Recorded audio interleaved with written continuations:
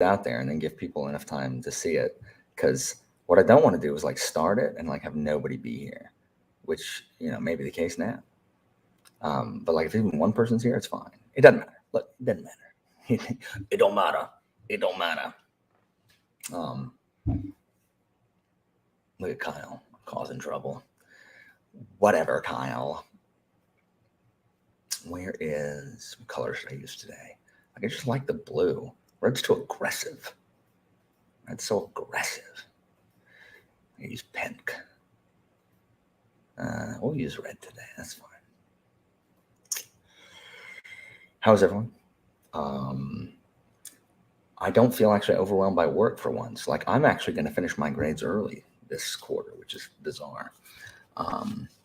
So that's cool. I don't have any pressing Jeopardy things. So I think I'm literally just going to read. I'm going to edit a video, but I'm just going to read what is up for this sprint. I'm going to finish my book finally. Like, I've been reading this Mountain book forever, but I'm going to finish it this time. And then I think I'm going to start something else. I think I'm just going to get some reading done today, which will be nice. Then I'll film some videos tomorrow. What is up, Jennifer? How are you? So yeah. So it'll be a delight, I think. So let me go ahead and this will go pretty. What's up, Monique? So this will go for a while. Till this evening, at least till my wife gets home. Christina is she's visiting her grandparents because her uncle and aunt and little cousin are in town or are visiting them. And I was gonna go because I feel bad. Like, I'm always so busy, and so I don't do a ton of. I've just been missing a lot of family time, like recently. Just I'm so busy with work, and then trying to get content out here. And I am concerned. Oh, I know. Like, I will.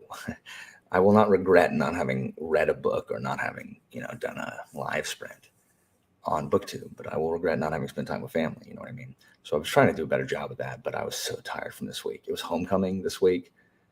So I teach so many seniors. So it was the most disruptive homecoming week I've ever had. Usually I teach like a couple seniors and I'm just like, okay, I don't care. Go do your thing. But this year, like, so many of my kids were seniors. So I got caught up in all the homecoming stuff. Which was fine. Both of our JCL members made top 10. One of them made top 5. And it was fine. It was fine. It's just absolute madness. Like, absolute madness. Kids buying 4 different dresses and all sorts of other nonsense. But whatever. And just like everybody having to go do this, that, whatever. What is up, Derry? So yeah, it's just been a bleeding madhouse. What's up, Nick? Nice.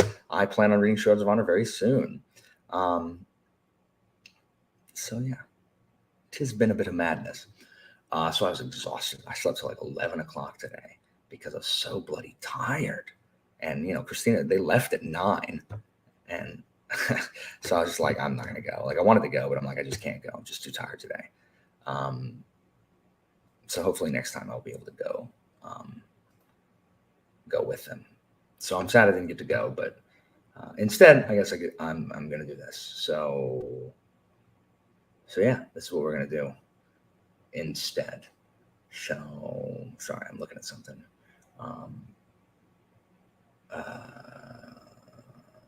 Okay. Anyway, what's up, Austin? Yeah, I'm on chapter 4. So, yeah, I'm on chapter 4. I'm wanting it to get to. Oh, sorry, Kev. I'm wanting it to get to the section where he actually writes Discworld. I don't know when we're going to get there. But, I love Jerry Pratchett. Like, I love that he thinks the same things that I do are dumb. I don't like that he hates education. I don't like that. But Lady Hotspur. Darn, nice. So yeah, good to see everybody. So talk for a little bit. I'm gonna see if any of my patrons want to join, and then we'll get sprinting. It is called, yeah, there you go. It's called A Life with Footnotes. But yeah. Da, da, da, da, So again, I'm hopefully not gonna launch into too many rants so that I can keep the post reading discussions like 15, 20 minutes so we can get a bunch of productive stuff done, because that would be delightful. So yeah. Speaking of the Star Invincibility music that I just did, have y'all seen the Mario Brothers trailer? So I cannot explain to you how excited I was when I was a child to see the Mario Brothers movie and have it be terrible. Like I recently just taught my students the word corpulent, and none of them know what the word corpulent means. Corpulent means full of body.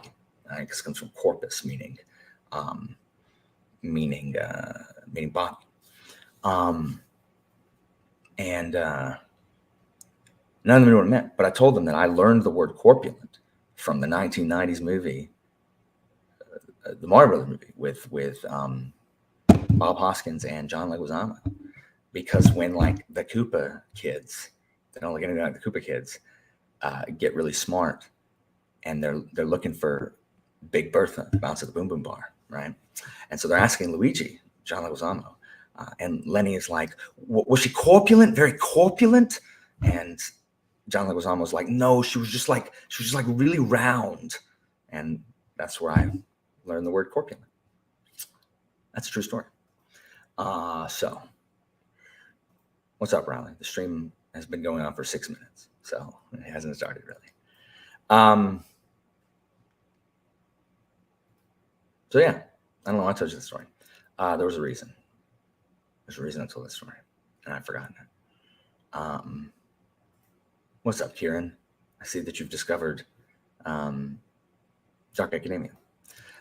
Oh, Mario Brothers. Okay, so the new Mario Brothers movie, like, it looks so good. The animation is so good, and I love the penguins and how they're useless. And Jack Black is fine as Bowser, and Toad's voice is amazing. And then you have Chris Pratt not doing a Mario voice. Like, what are you doing, Chris Pratt? Like, I haven't yet joined the Chris Pratt hate online. I am tired of seeing him in literally everything. But like, you just sound like a dude. Like, you're not even trying to sound like Mario. Like, sound like Mario. Like, do a Mario voice. I don't even care if it's a bad one. It's me, Mario. Like, do that. Like, that's what I want. I don't want to be like, oh, yo, Daisy, bruh, let's go kill Bowser. And stop and get me some pizza. Like, what are you doing? What are you doing with this, Chris Pratt? Stop it.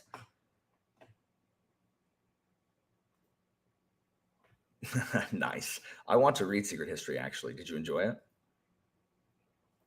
What is up, Amanda? So that is my comments on the Mario Brothers movie. It looks so good. Like, I'm going to watch it on day one. But I wish Mario sounded like Mario.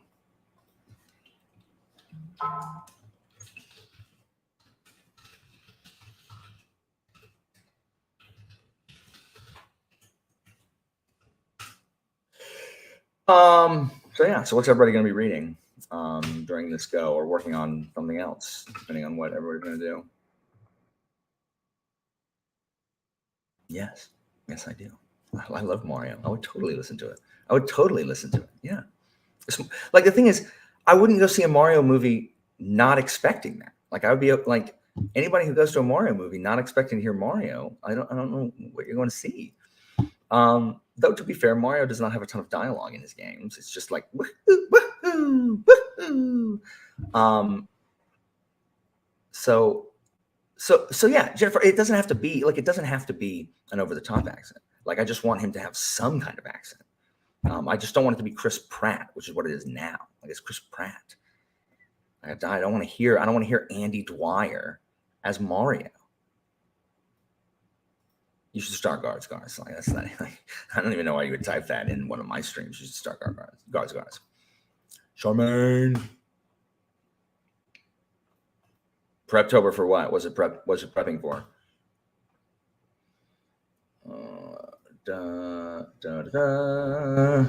Oh my gosh, the music in this crossbell game that I'm playing is too catchy. Like I'm constantly singing it.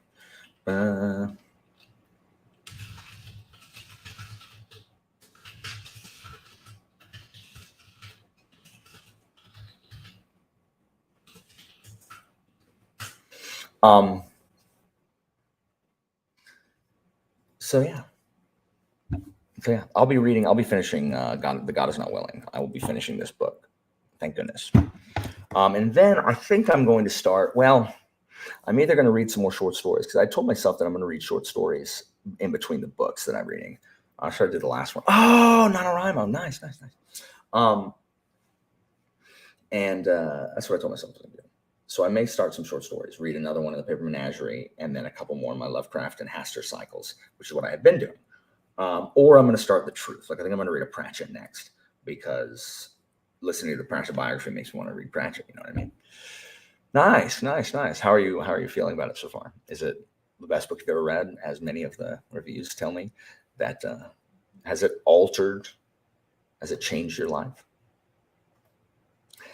How is it, Charmaine? Like you and I felt similarly about Alloy of Law. What are your feelings on this one? Heck yeah, Kate. I'm gonna let you in just a second. I've never heard of The Terror. That sounds cool though. Like, what's it about?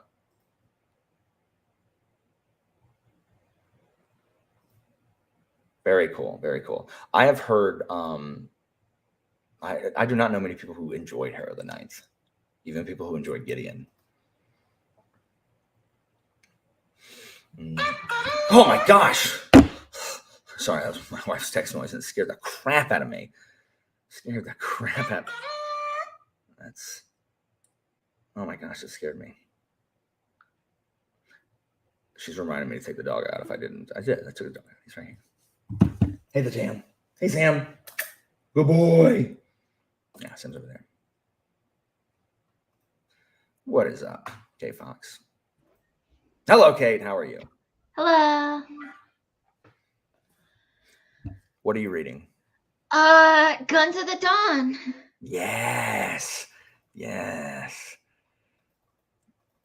You know, you're not reading that book that you DNF'd 2 years ago. I forgot what book was that. I forgot already. Brideshead Revisited. There you go, Brideshead Revisited. I'll never forget it. I know. That's because you have DNF'd it. If you guys do not remember, last time Kate was here, Kate said, "Yeah, I've been in the middle of the same book for 2 years," and we had to be like, "Kate, no, like." If you have not read on it in 2 years, you have DNF'd it. That is not accurate. Oh my gosh, the Arctic expedition in the 40s. Yes, I do know about that, Ryan. Sorry. Not about the monster part, but about it getting iced in. Yes, Gins of the Dawn. Okay, that's cool. Nice. I'm glad people enjoyed Guns of the Dawn. So I got guys, I just got actually on my Jeopardy, my most recent Jeopardy video. A guy, his only comment is, "I'm sorry." Yeah, so it was on the so my final Jeopardy category. My final Jeopardy question, the answer was Notre Dame, right? And both Philip and Ben put Hunchback of Notre Dame, which wasn't correct, so I was looking for the place. And the guy, his only comment is, "Sorry, the title is actually Notre Dame de Paris, and it is an actual place. So not only did the contestants get it wrong, so did Alan." And my original response, I got that response and then deleted it. My original response was, okay, well, that's not the title in English, which is the language in which this game is being played. And I bet you're a blast at parties, right? But then I just deleted it. I don't want to engage him. So I'm just like, thanks for watching. You know what I mean? Because cool. Thanks for watching. I'm just going to move on. I mean, we made it that far. Yeah. But my issue is I ripped that question from an actual Jeopardy episode. So don't take it up with me. Like, I would love to see the dude leave a comment on it, Trebek, may rest in pieces, booktube. You know what I mean? Like, I took it from Jeopardy. So your issues with Jeopardy, not with me. I just ripped it whole cloth. Maybe he thinks you're the real Jeopardy. No, I mean the problem is like being snarky just invites another comment, and it's like, you know what? I don't care. Like, He's not worth it. there's nothing you can say to thanks for watching, like other than no, respond to me, address me, sir. Pistols at dawn. And it's just like, I don't care. But like, it's so interesting if you think about being in people's heads like that, who watch an entire episode of Jeopardy. Like they watch the entire thing, an hour and a half, and the only thing they can think of to say is that. It's like, what must go through your mind? Like, I don't know. It's just weird. I can't imagine. I can't imagine that. It is what it is.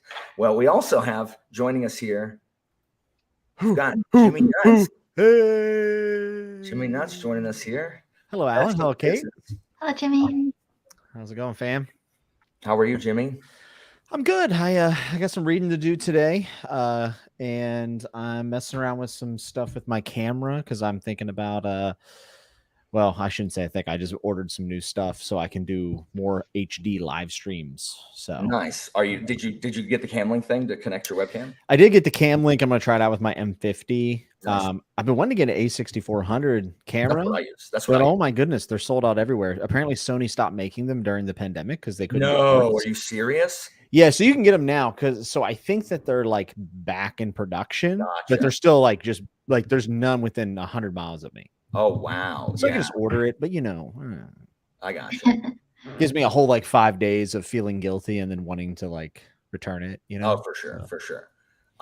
Yeah, because I use the 6400 and I like it. Like I don't see a need to go past like this camera. It's really good for I'm not making movies, you know what I mean? It's a really good camera, to be honest with you, because I looked at the 4K camcorder, the AX700, which like is a cinematic 4K movie, and the sensor in the A6400 is bigger and has better noise reduction whenever you zoom in. Like it's honestly a phenomenal camera. Yeah, and I've got a wide angle lens.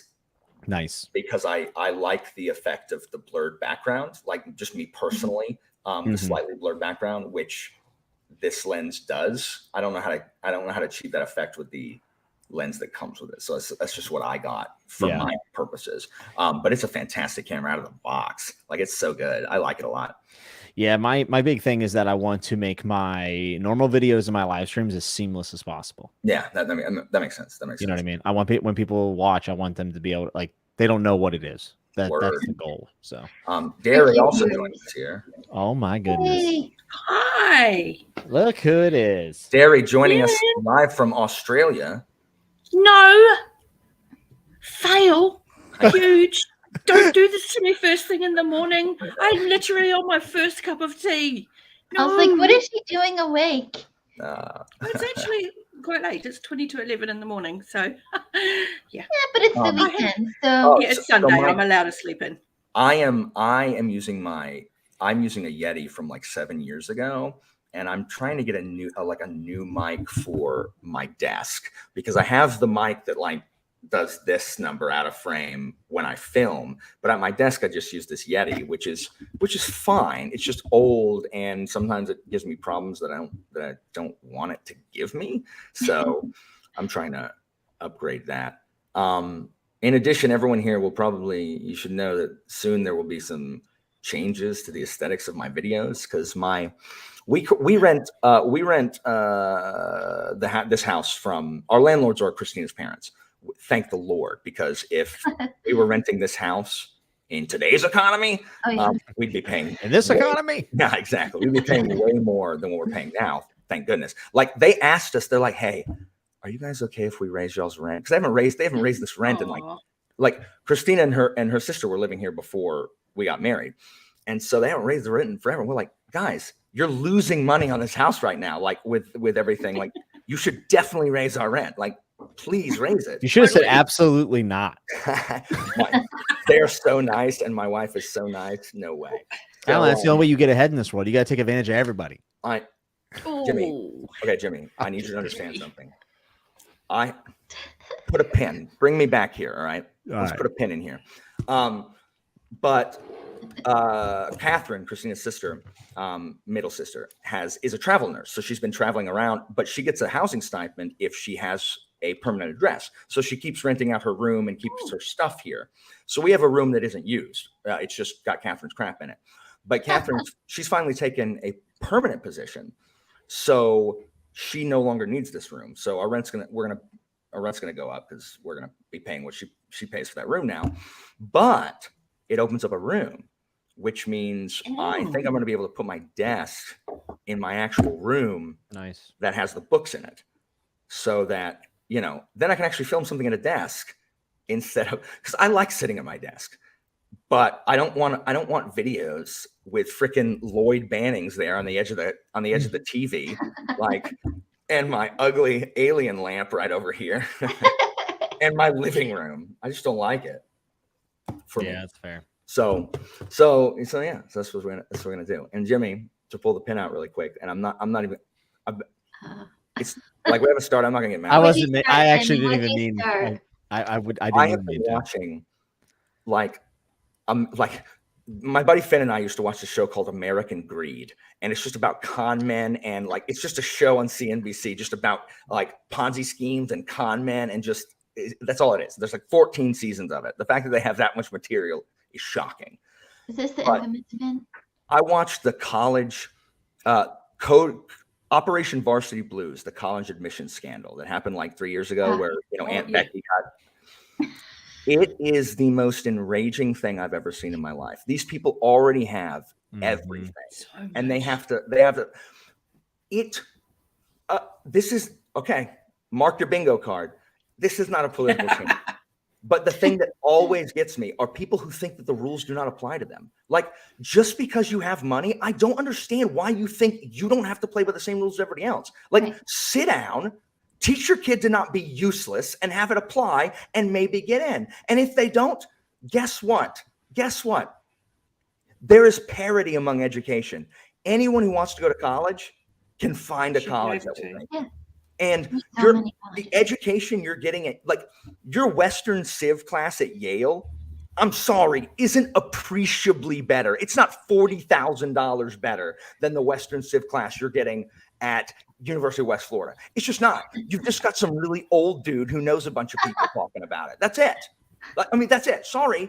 Like, you can watch the Yale professor lecture about the Peloponnesian War on YouTube.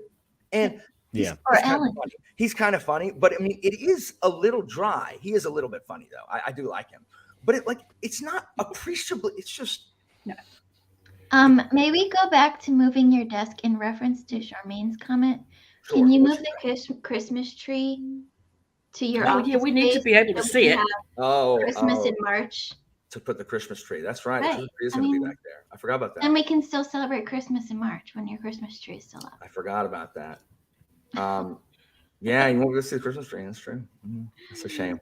We'll need like special videos just from the maybe like YouTube shorts just from the living room so we can still see your Christmas tree. Yeah. Jimmy. What? I said 4 days and you laughed at me and you did it in 3. No, I did not. This is book. Dude, I have it right here. I have not finished it. That's a lie. I have not finished it. Oh. Amanda is the bigger thing. A long time ago. Derry read it in a day. Yell at Derry. I was a teenager. I had no life. I had no responsibilities. And I was sulking because I was grounded. I used to read books. Look at Amanda trying to stirring the pot. Trying to get me to yell at you already. You'll put some aloe vera on your sunburns, Amanda, okay? To be fair, I just read it in 3 days. Daring. But, again. Stop it. I've been listening to the audio. It's a reread, though. I can do rereads that fast. Oh, I gotcha. I've been doing the audiobook for it. It's fantastic. Weber is a phenomenal narrator. Yeah, tremendous. So good. I will put a little mini Christmas tree on my bookshelves behind me. We need some kind of Christmas tree. It wouldn't be the same without it. So Jimmy, I'm assuming you're gonna be reading it. No, actually, I have to finish volume 34 Berserk, which I'm like maybe a quarter of the way through. When you're done with that, are you and I still reading Vagabond? Vagabond. Yes, sir. We can do that. I'm reading Monster with Sarah right now. It's fantastic. Yeah, I would. Yeah. Once I finish that, though, because I'll probably finish that in the first sprint, I'm going to be doing The Purple Prince by Sebastian Manquez. I am really far. I'm like 3/4 of the way through. Is it good? Is it good? Yeah, it's very good. Very cool. You know, it's self-pub, but it, like in some ways, there are things there, right, that I think I'll comment on for things that could maybe be a little bit better. But as far as like the overall presentation of it, it doesn't feel at all like a self-pub in the writing. That seems disparaging to self-pub. I'm not trying to be disparaging to self-pub. No one thinks you are. I have to make the same qualifier, Jimmy, where I'm like, this feels like, but I mean, there is a lot of self-published stuff that feels that it's in the editing to market. Yes. What? It's editing is where I usually see the self-pub stuff. Correct. But Sebastian seemed like he was very meticulous about editing. Like there's not spelling mistakes, there's not grammar mistakes in this. Yeah. I'm also not the person that usually notices all that stuff because I'm pretty bad with grammar. Yeah. But you know, it feels like a professional product. It's awesome. That's very cool. Yeah. I think cool. it's the bad self-pub that gives that it tarnishes the name of good self-pub, is that there's a bunch that's rushed to market. Like people just want to get it out, where, like I think it needs to. Yeah, he worked on this for years. I think he told me it was at least 4 years, but it might have even been longer than that. He worked on this a long time. And the binding is dope, comes with a chapter marker. I mean, it's the fact that's a pretty naked hardback. I like that. It's awesome. And then each character, when they're introduced, has a portrait in front of their chapters. Here, let me show you, because they're incredible. Like here, this is Benedict. And like you get a portrait like it. of him. That's an excellent picture too. Oh, the art is insane. Yeah. Yes, it's really Eric. good. It's So been on AP's shelf. What are you reading, Gary? I'm a bit frightened to tell you. It's a reread. Oh, I know what it is. Oh God. What is it? Empire with the Vampire? Empire. Hold on, like that just came out. Why are you rereading It didn't that? just come out. It's like a year ago. Because I read No, it in it's 2021. I think it's been less than a year. But not much, because it's It's October close. and I read it in 2021. Yeah, it's close. It is close. It's about a year. Actually, you know what? It's a year anniversary, and Derry decided to celebrate. Hold on. But she just finished the biography of Terry Pratchett, so And I do need she something a needs bit to, kind of like, schlocky. Because that was very emotional. Oh, I guess it is a year. September 14th. So it's actually over a year. There it is. Well, See? there you Really? go. I've been having to hear about that trash for a year now. Hey, it's good trash. It's entertaining trash, and good I'm here for it. trash. In the same way that Like I don't know, compost? yes, like compost. It is a healthy fertilizer for the imagination. Healthy fertilizer for the The field. imagination. That's a hell of a statement. Throw it out But and let it it's turn just- into cow poop. Hey, until you read it, you are not allowed to judge. I read the first chapter and I can judge plenty from that. No, you can't. It gets way better. I Does- have a lot of fun Hold on, with does it the his first writing time, and I style intend to change? again. Does he? Kinda like it gets smoother, and it once he's into the actual characters, it's actually really good. I'm sorry, but I've read 4 J. Christoph books, and all 4 of them, 1 was a 4.5, 3 were 5 stars for me. I read the I'm first chapter having of a Nevernight and blast. despised it. I hate everything about it. Oh, Derek. I did, but Nevernight was the one that got 4.5 because that one took me a long time to get into. Do you want me to read the first chapter of God's Grave and come back to you and tell you how much I hate it? No, because it won't make sense to you. It's book 3 of a series. You're right. I need to read. I need to read better. You totally do.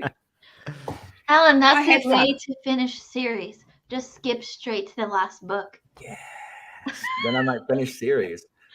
Somehow right, this yeah. book made no sense, but Empire of the enjoyed it. Vampire. Okay, what are you reading? Guns of the Dawn. Jimmy's reading Not It. I'm eating. I'm Berserk. reading Berserk and Purple Prince. Oh, I read Guns of the Dawn last year. Off your recommendation, Alan. I enjoyed that. Emily is fabulous. I know. I love her Emily so Marshall. much. Yes. She She's pleases just me wonderful. greatly.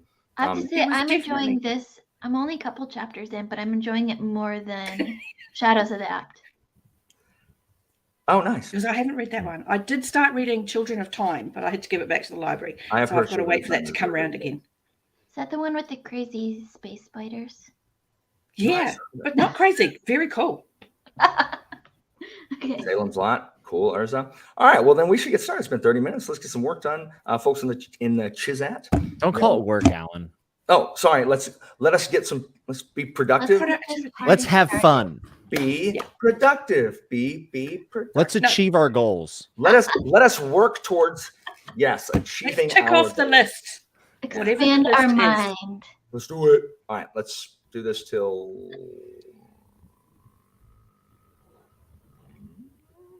Boom. Sure. Let's do it. Alrighty. Sounds good. Yeah, do it till 30.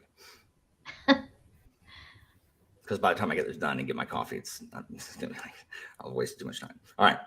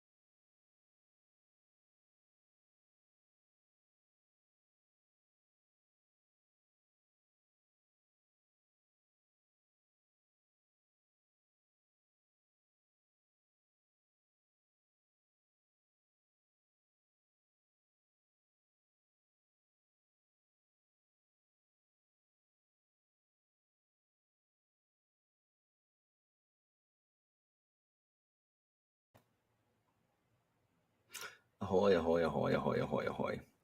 Welcome, everybody. During the sprint, we had Evie and Joanna join us. How did everyone do? I did not quite. I forgot that Malvin takes a hot minute to read, so I'll definitely finish. I'll definitely finish on the next sprint. I've gotten to the part of a Malvin book that has a whole bunch of page breaks, which is always my favorite part. Ooh, those are the best. Yeah, from character to character, so I like that. So it's good. I'll be able to finish this next one. How did everyone else do? Jimmy gets distracted. Bro, I had literally like Philip messaged me. He's like, my YouTube's broke. How do I fix it, youngster? And I'm like, I don't know, Philip. And then I just had like a million people text or message me like all as soon as the sprint started, which I don't mind. You know, I like helping people out or whatever. But I finished volume 34 Berserk. Very cool. And this has been hyped up to me because I do Dudes Talking Manga on Sundays, every other Sunday. And the people who attend that have been telling me that this is pretty wild. And they weren't kidding. I think it's my favorite Berserk volume thus far. And everything just got completely changed. Like, nice. Causality has become manifest, as the one character I can't say the name of because the spoiler says. And yeah, I'm kind of blown away, to be honest. I don't know what happens after this. I don't know. Right on. I mean, that sounds cool. I'm glad it was. I don't know anything about Berserk. So how many volumes are there and how far along are you? So this is 34, and I believe the latest volume, it's in the 40s, but it just picked up because Kentaro Miura died. So his assistant and best friend and the team are continuing it. It took a year break, and it's somewhere in the 40s, but I don't think there's too much left. I think there's like one arc left, maybe. So it's going to be finished by his team because they actually kind of had an idea of where he was going and what his ultimate plan was. And from the crazy thing is that especially in the manga and anime community, like they're particular. They're very, very particular. And the chapters that have released from his assistant and his team have been really well received. So it's like, oh, thank God. You know what I mean? It's kind of like when Brandon Sanderson finished Wheel of Time, like everyone kind of held their breath and then it worked out and everyone's like, oh, that's great. And then other times, maybe it doesn't, but this one did. So I'm really, really excited to actually see this get an ending. I'm almost caught up. But like the art is just, it's incredible. It's just incredible. Like this is a bunch of people having dinner in a guy's like rectum, it's just. So Chris is reading Throne of Glass, Great Ordeal. I don't know who that's by, Eric. R. Scott Baker. Oh, okay. Is Book that 3, Aspect Emperor. Word. Tremendous. Hello, Wendy. To answer your Ordinary question, Kai, I have not made any progress because I am reading North and South, and then I'm going to be focusing on The Child Thief, which I know Joanna is rereading right now. And then I'll get to Like the Lightning. So I'm still congested though, and I'll randomly mute myself and start coughing. So word. What, Joanna? How much of the book that your buddy reading with Philip Chase did you finish during this sprint? Oh, I haven't started that yet. I'm going to finish the reread of The Child Thief first. Oh, gotcha. But actually, just now I was not reading. I was going through notes of this book I finished earlier, and I just want to make sure I get all my notes in order because it was a very it had a lot of stuff. I'll say it that way. Right on. Charmaine finished Shadows of Self. I'm reading Shadows of Self. What I'm reading next is a Terry Pratchett book, and then I'm going to read Shadows of Self. And I think how I feel about Shadows of Self will determine whether or not I just go ahead and read Bands of Mourning in preparation for Lost Metal. Like, if Shadows of Self doesn't make me be like, man, I want to read what's next, I'm just going to be like, I'll get to it, whatever. So we'll see indeed. Derry, how far did you, are you reading it on the screen? I am. Disrespect. Yeah. But hey, at least I'm not joining read-alongs that you're not part of, Alan. I will also be reading Terry Pratchett. Did it sound that I was condemning you? Like, if it sounded that way, then that's just my tone. I literally did. I was confused because I knew you were reading, but I didn't know how you were doing it. Are you reading on your laptop? Yeah, it's easier than trying to find where my Kindle is and charging Right it. on. Okay. I was like, she said she was gonna read. Is she just like surfing the net instead, or She's that's- just I was killing it. reading It's 38 it's pages Sunday in. morning for Derry. Give her a break. Look, Jenny read Also- 21. Jenny read 21 pages of Guards. Yes! I have a That's so student. awesome. I've got a student who watches a level 1 who watches my channel, who literally started Guards. I see him read it when he's done with his work in the front row, and I'm like, yes. That's so I wish exciting. I could read Guards for the first time again. Oh, Yeah. I could always read. Like every time I think about Oh. that book, I'm like, I wish I could read that for the first time again. I can Yeah. always read the watch books. It just makes me so happy. Like, So what are you This reading, is so Terry? good. Empire of the Vampire. But next will be The Truth, Alan. And I have not joined a read along with Philip. hold on, you're reading The Truth next? I am. Me too. That's what I'm reading next. There That's you the go. difficult book I'm See, about to read. I am clearly. What is on The right Truth? wavelength. Okay, so The Truth is a standalone, Jimmy. It's about it's about the invention essentially of the Ankh-Morpork newspaper, and it's Movable type. yeah, part of it is a send up of Pulp Fiction. Like you've got Mr. Tulip and whatever, Mr. but it's just about the power of the press, and it's one of my I think it's my favorite of the standalone novels, because I've read it a bunch really of times. strong. Oh, wow. Oh, Rude. it's out of nowhere. Well, that's just being rude. Eject. Yeah. Jimmy is no longer part of this stream. I'm I only kidding. reckon That's what the Jimmy, disrespect. that's a page out of my book. That's whenever my buddy talks about like his degree is in like post Civil War, like Reconstruction, and every time he starts talking about Reconstruction, I go, and then I tell all my students, like, because I know the U.S. history teacher, so I'm like, guys, when you're in AP US and the teacher starts talking about Reconstruction, you just all need to go. She won't even know what's going on. They never do. When was this book written, though, Alan? Late Truth is, early 2000s, late 90s. Oh, okay. So it's not very old then. No, it's great. No, it's a Discworld book. So it's the Oh, I Discworld didn't know that. with the most not cursing in it. Sorry, Jimmy. I thought we made it clear. It's a Discworld book. Oh, you may have. I may have missed it. I had no idea. Yeah, so it's- Pork, I think, is enough of a giveaway that it's a Discord. Oh, I didn't realize I I said that. heard. It's Discworld's take on the power of newspaper. I gotcha. Yeah. Okay. That's cool. And What are it's you the reading, best Kate? villains. Guns of the Dawn. Nice. I was just pitching that book today really hard Yay! to Tori from Tori Reads, because she said she It's loves really good, military Tori. fantasy. She loves military fantasy. She loves Jane Austen. Oh, she'll love it. Everything about it. I was like, you need to read. You are Emily Marshwick. You are Emily Marshwick, and you need to read your book. So I think she's going to read it. There's nothing wrong with wanting to read Discworld in publication order. I read. You just So- have to know they get much better as they go. Well, when I was in 11th grade, a friend gave me Hogfather, told me about it, and I was like, that sounds cool. And I read it and I loved it so much. Then I started with publication order, and I didn't love Color Magic and Light Fantastic, but I had read Hogfather and loved Hogfather. So it was fine. I just, I suffered through Eric. I think we all did. But even Terry would say that don't start with the first two, which was confirmed in the biography that I just read. Oh, But nice.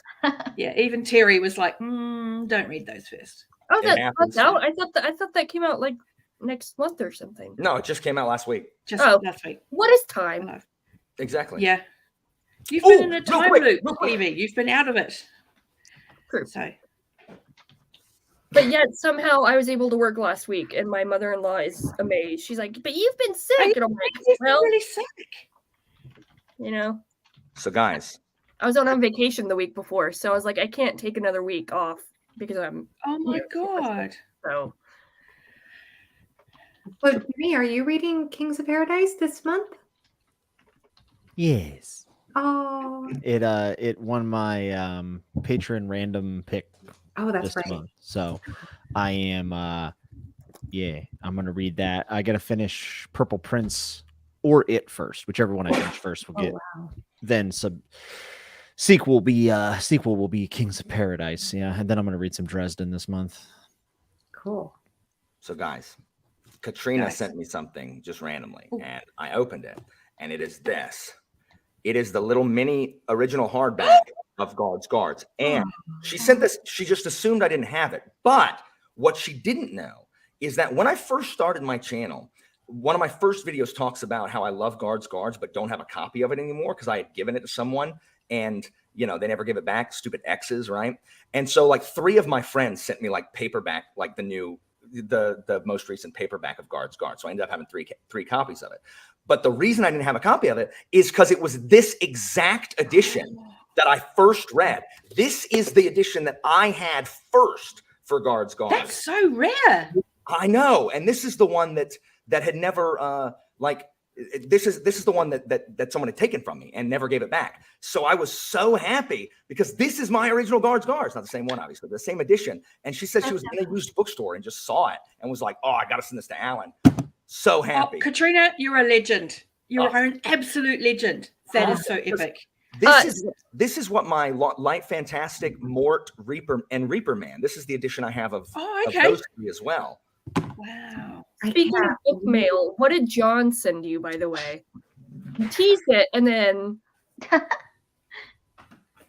Emily, no, that's not true. Pratchett and Douglas Adams are not the same.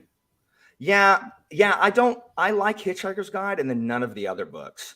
They're not the same except that they're both funny. That's the only. They have wit, but different. Yeah. I was very so about Hitchhiker's Guide. I did not fall in love with it the way other people have for some reason. Yeah, they're very different. Evie, he sent me Boudica, which the brothers Gwyn are talking about, and I had never heard of before they're talking about. They say it's like the Robin Hobb of historical fiction. That's what both Gwyn brothers, or whichever Gwyn brothers read it, has said. This is the warrior queen of Britain who led a rebellion against Roman rule because they burned her village and sexually assaulted her daughter. Badass. Yeah, Boudica's awesome. And she's then like the only one that was able to successfully give it to the Romans. She held them off for a long time. Successfully. Yeah. I mean, just like Spartacus had a successful slave revolt. I mean, if you fend the Romans off for 2 years, I mean, that's successful because usually the Romans just squat you down. So the fact that she was able to actually cause some grief, largely, I think also because Domitian was a weenie crybaby who didn't like Agricola, so called him back. It's like, that guy's a good general, you whiny baby. I hate Domitian. But he also sent me freaking, what a nerd am I? Pericles of Athens and the Birth of Democracy by Donald Kagan, he's the #1 Hellenic period scholar or whatever. But I love Pericles. So this is I'm going to read nonfiction about this guy right here. So speaking of ancient Greece and nerdy nonfiction stuff, I've had this book on my radar for the longest time. I just need to, shoot the gun and flip the switch. I just need to buy the thing. It's called Divine Birth in Ancient Greece. And it's talking about the divine birth, religious side of that belief in ancient Greece. And I'm like, that's cool. The cult of divine birth in ancient Greece? Yep. Might be something you're into, Alan. I don't know. It's weird. It sounds weird, and so it's definitely up my alley. Oh, this is weird Greek religious stuff. Yeah. Evie loves all weird things. It's true. And Pete in the chat talking about hitchhikers on YouTube. There's also the radio show that BBC did, which is different to the audio of the books because the books are different to the radio show. And the radio show had a second season of Hitchhikers, which isn't the sequel to Hitchhikers. So they're worth finding if you enjoyed the Audible of Hitchhikers. Yeah. Did that sentence make sense? Yeah. I mean, the movie wasn't good. I really like Martin Freeman. None of the movies have been The good. movie was not good. Marvin was good. I like Marvin. I love Martin Freeman. Alan Rickman. And then Marvin, the Marvin in the robot. movie He was really good. perfect. Yeah. I liked Mos Def. Caveat: I have never read the book, but I liked Mos Def. I've never seen a role that Alan Rickman has done that I haven't liked. Is that Snape? This or is am I entirely true. Yeah. Yes, it is.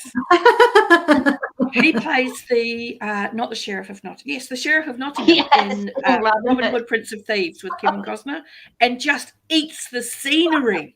He owns it so Because much. It's without brilliant. him, that's a bad movie. Like that's not. a Oh, good without movie. him, it's a dreadful movie. Yeah. That's He not a good makes But decisions about everything. Forever After, spoons are more threatening than knives. Didn't he also play the villain in Die Hard? Yeah, Yeah. He that was his Tom first Cruise. movie First role American at like role. 40. Yeah. Really? Yeah. Mhm. Wow. He was Yeah. on like a TV show before that. Yeah, he broke Yeah. into Hollywood like late in life. Yeah. Really late. Um, But he was, a reasonable name in TV in Britain. And Well, Like, and he he was, wasn't a newbie, classically but- trained, yeah, and he did a lot of theater before that.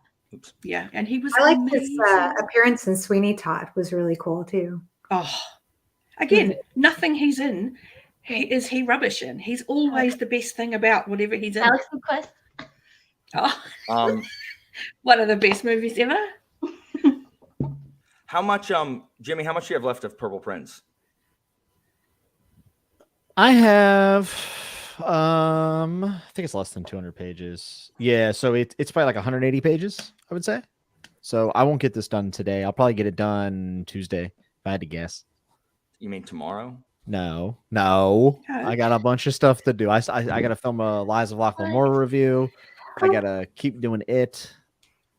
I'm slowly, actually rapidly, building my next burnout by having 4 reviews I need to film, and I just don't do them. I'm just like, but what if I do something else? Because I don't want to, because it's hard. And Then it will don't. make me tired. Like, you don't have to review every book you read. I know, but I should review something, is what I mean. Like, Right. I don't want to film any of the reviews. I You're want to you come back to film. should do. Why do you have More to? Cratchit videos. That'll Well, make because I sense. have things to say about them, but I don't want to sit down and put them out there.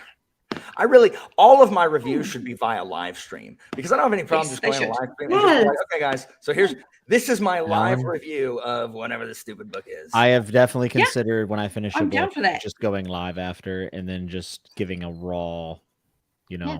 like, hey, I'm going to do an hour. The first 30 is going to be no spoilers, and the last 30 will be spoilers. I've thought about just doing a fully live channel before. Seriously, then I wouldn't have to edit. I wouldn't have to edit reviews either. I also just like going live. I don't know. I prefer it. I just find it easier to, because I always talk to you guys about the thoughts of More the fun. book I have anyway. Like, Right. it is easier for me to just talk off the cuff here than to force myself to sit down and try to think of the right things to say. Right. Because Do yeah, it. it is there's less Make it a pressure. thing, Alan. Make it a thing. You're gonna start a trend. You're gonna revolutionize Totally. YouTube. The Alan, revolution just- has begun.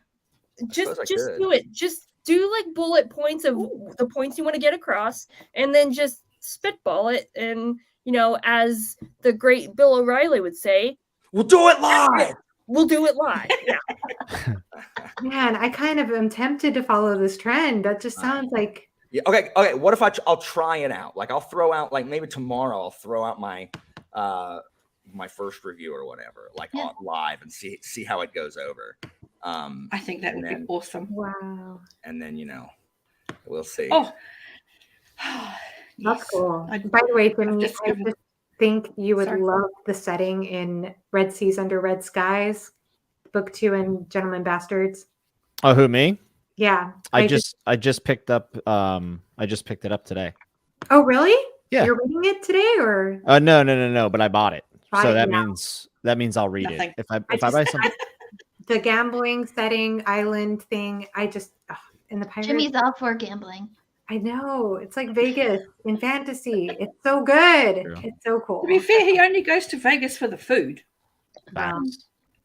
But I do love sports gambling. So there is that. I just think you might. I loved it. I actually loved the second book more than the first, even. I've heard that from multiple people at this point. I just really like Scott Lynch's writing. Like, my review when I put it out for Lies is just probably going to be mostly about the writing. His prose is so good. Yeah. Yeah. I very much enjoy it. He's definitely of the Ursula Le Guin thought when it comes to prose in fantasy, and I prefer that for sure. Yeah. I had forgotten how good his prose Pete. was until I read the last one. You know why they don't like it? Because they don't like books on boats. I love Yep. that. Oh, Naval fantasy. I've never that's been a big true. fan, but I don't know. Live ships kind of broke that for me, so I feel like I need Oh, to hell give more yeah. of them a chance. You know, Yeah. Well, it's not all set on the sea. But yeah, I am surprised. Like Michael Knipp did not like it, I think. I think he gave kind of a negative review for that book. what does he know? Nothing. I'm just kidding, Michael. Michael doesn't know. You don't know anything, Michael. You hear me? I've never even talked to Michael, so he's probably like, "Man, that guy's a jerk." No, Michael's the nicest person like ever. Michael, I think Sure. Daniel Green also So, was negative. His grandma's young nice. daughter, who's like still in diapers, apparently her new thing is to insult people by calling them baby. what? He said this. She runs around being like, "You baby." Yeah, like you're such a Love baby. She's like toddler age. She's still in diapers.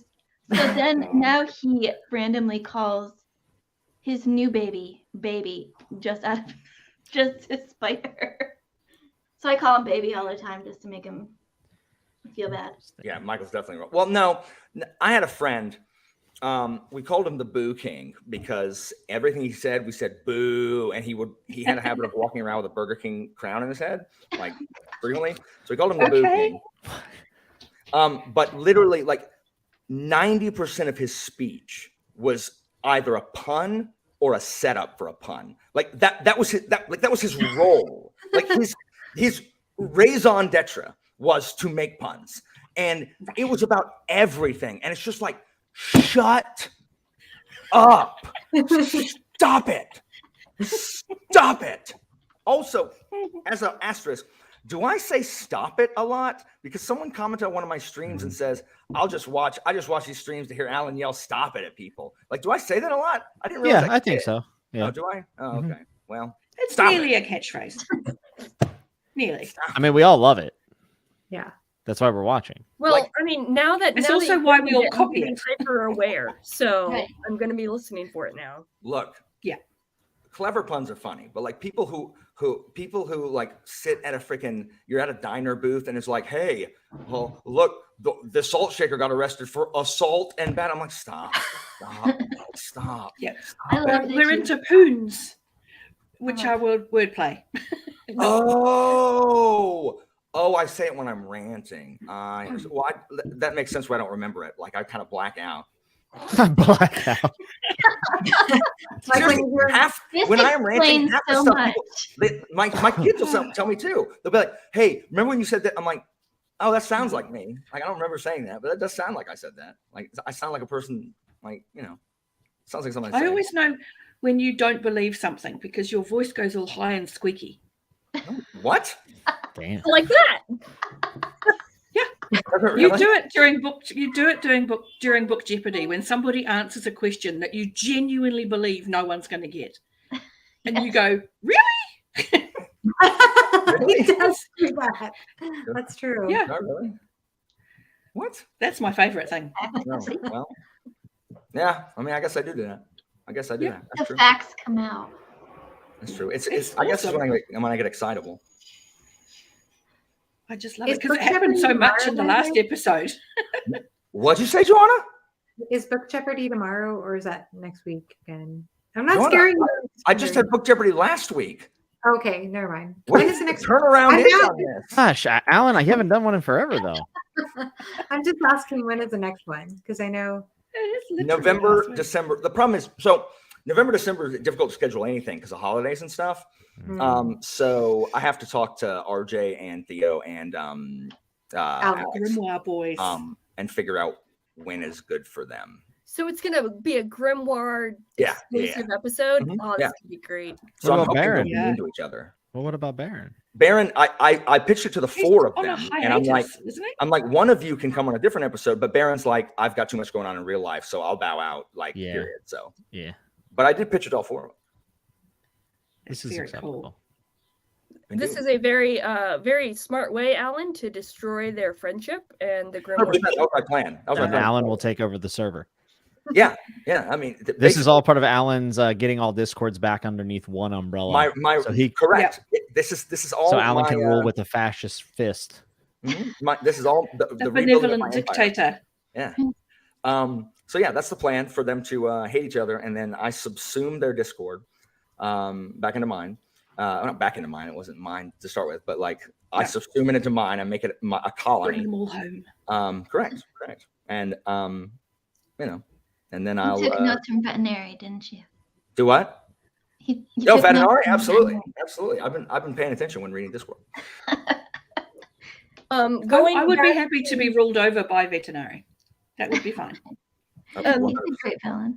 Going back to ship books, Alan, I can't remember. Have you read Master and Commander by Patrick O'Brien? No, I own it, but I've not. Okay. I think people have read Master Commander and they don't like it, and that is I don't like ship books. Maybe. I only know of the movie, which I haven't seen, but I have no interest in watching the movie because I'm not a fan of Russell Crowe. I don't like Russell Crowe either. Freaking Russell Crowe. 24601. Shut up, Russell Crowe. And now begins the sing-along portion of He's so like That's fine. he's not good. Like you are not Javert, Russell Crowe. Like get out of here. Good. Bring back Philip Quast. Or anyone who can sing. Yeah, or act like Javert. Yeah. Like at no point did I believe that Russell Crowe had to pursue Hugh Jackman. Like none. Like, it's just like, well, I'm gonna leisurely stroll. Maybe. Oh, look! I ran across him, Monsieur le Maire. I'm gonna arrest you, Monsieur le Maire. You are a different kind. Shut up. Shut up. Too bad. Sorry. Hey, make sure No, I everyone agree you with like you. this. Make sure to like this live stream. There you go, Alan. You're welcome. Why? So I can send it so Russell Crowe can see it. No, I just want people to like your channel and. Oh, okay. Oh, I came so close to filming you Alan won't do this, but like and subscribe to his channel. I won't. Like I can't. So I close. can't do it. Like I opened my mouth. Like I think I filmed it one time, and I was like, it doesn't even sound genuine coming from me. It sounds like I'm like I have a gun to my back out of frame, and someone's forcing me to read from a card. I like Russell Crowe in A Beautiful Mind. I really enjoyed that movie. I haven't seen that. I should watch it. It's excellent. Anyway, let's get back to pursuing our dreams. There we go. Much better. I think I'm going to head out, but you all. Really, Joanna? You know where she's going, Jimmy? You know where she's going? Lovely to see you. Where am I going? I just Read started along. another read along with Philip.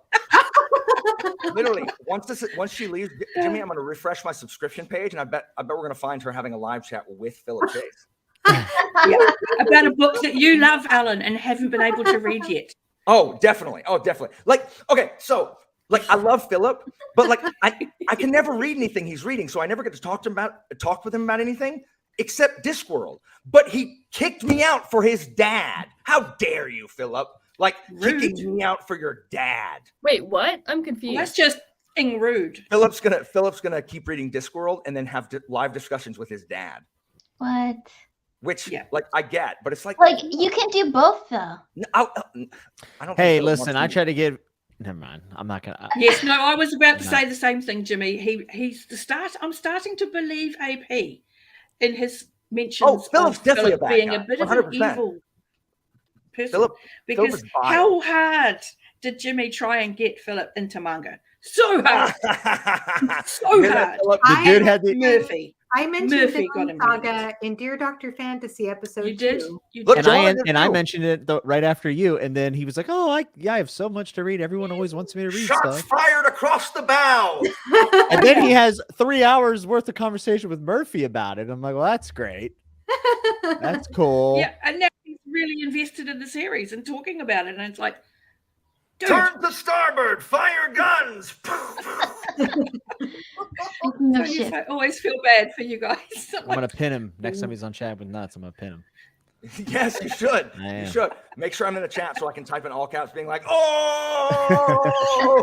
I like how you said to make sure you're in chat, like you're not always just in chat. Yeah, I reckon. and You as need if to I time don't it so always- AP can also be in chat. Yeah. That will be fun. How As if come I don't Philip is always talk never around about when we're talking all ripping into capsule. him? So I don't know. Kind of feel bad Anyway. for him. thank you for joining us, Joanna. Yes, thank you all for having me. I'm sorry, I was on the chat earlier on a Oh, it's different fine. channel for Lovely like 4 evening. hours. Have fun on Philip's live stream. Well, I will let him know you said that. well, to advertise for tomorrow, if you've read the first book in the Elric saga, Yes. Joanna and Oh, yeah. I and Sarah and Andrew and Liam will be doing a discussion on that on the Yes. first. So just This should I be bought those fun. pretty editions and still haven't read it yet. It's really fun. Good stuff. Should All do right. that. Well, have a good one, you guys. Thank Bye, you, Joanna. Ellen. Bye, Bye. Hey, everyone. Joanna. All right, guys, let's do it. Okay, reading. Traitor. All right. Also, at one point in the middle of these sprints, I'm just gonna, when everyone's muted, I'm just going to scream, just to see what happens. So. Fair enough. We will all have heart attacks on screen. This is not a good No, idea. this is your warning. No, dude. It's like the cardiac brake check, you know. listen. My lungs need the exercise, so that made me laugh. Sorry. Good. All right, I'm gonna read Purple Prince now.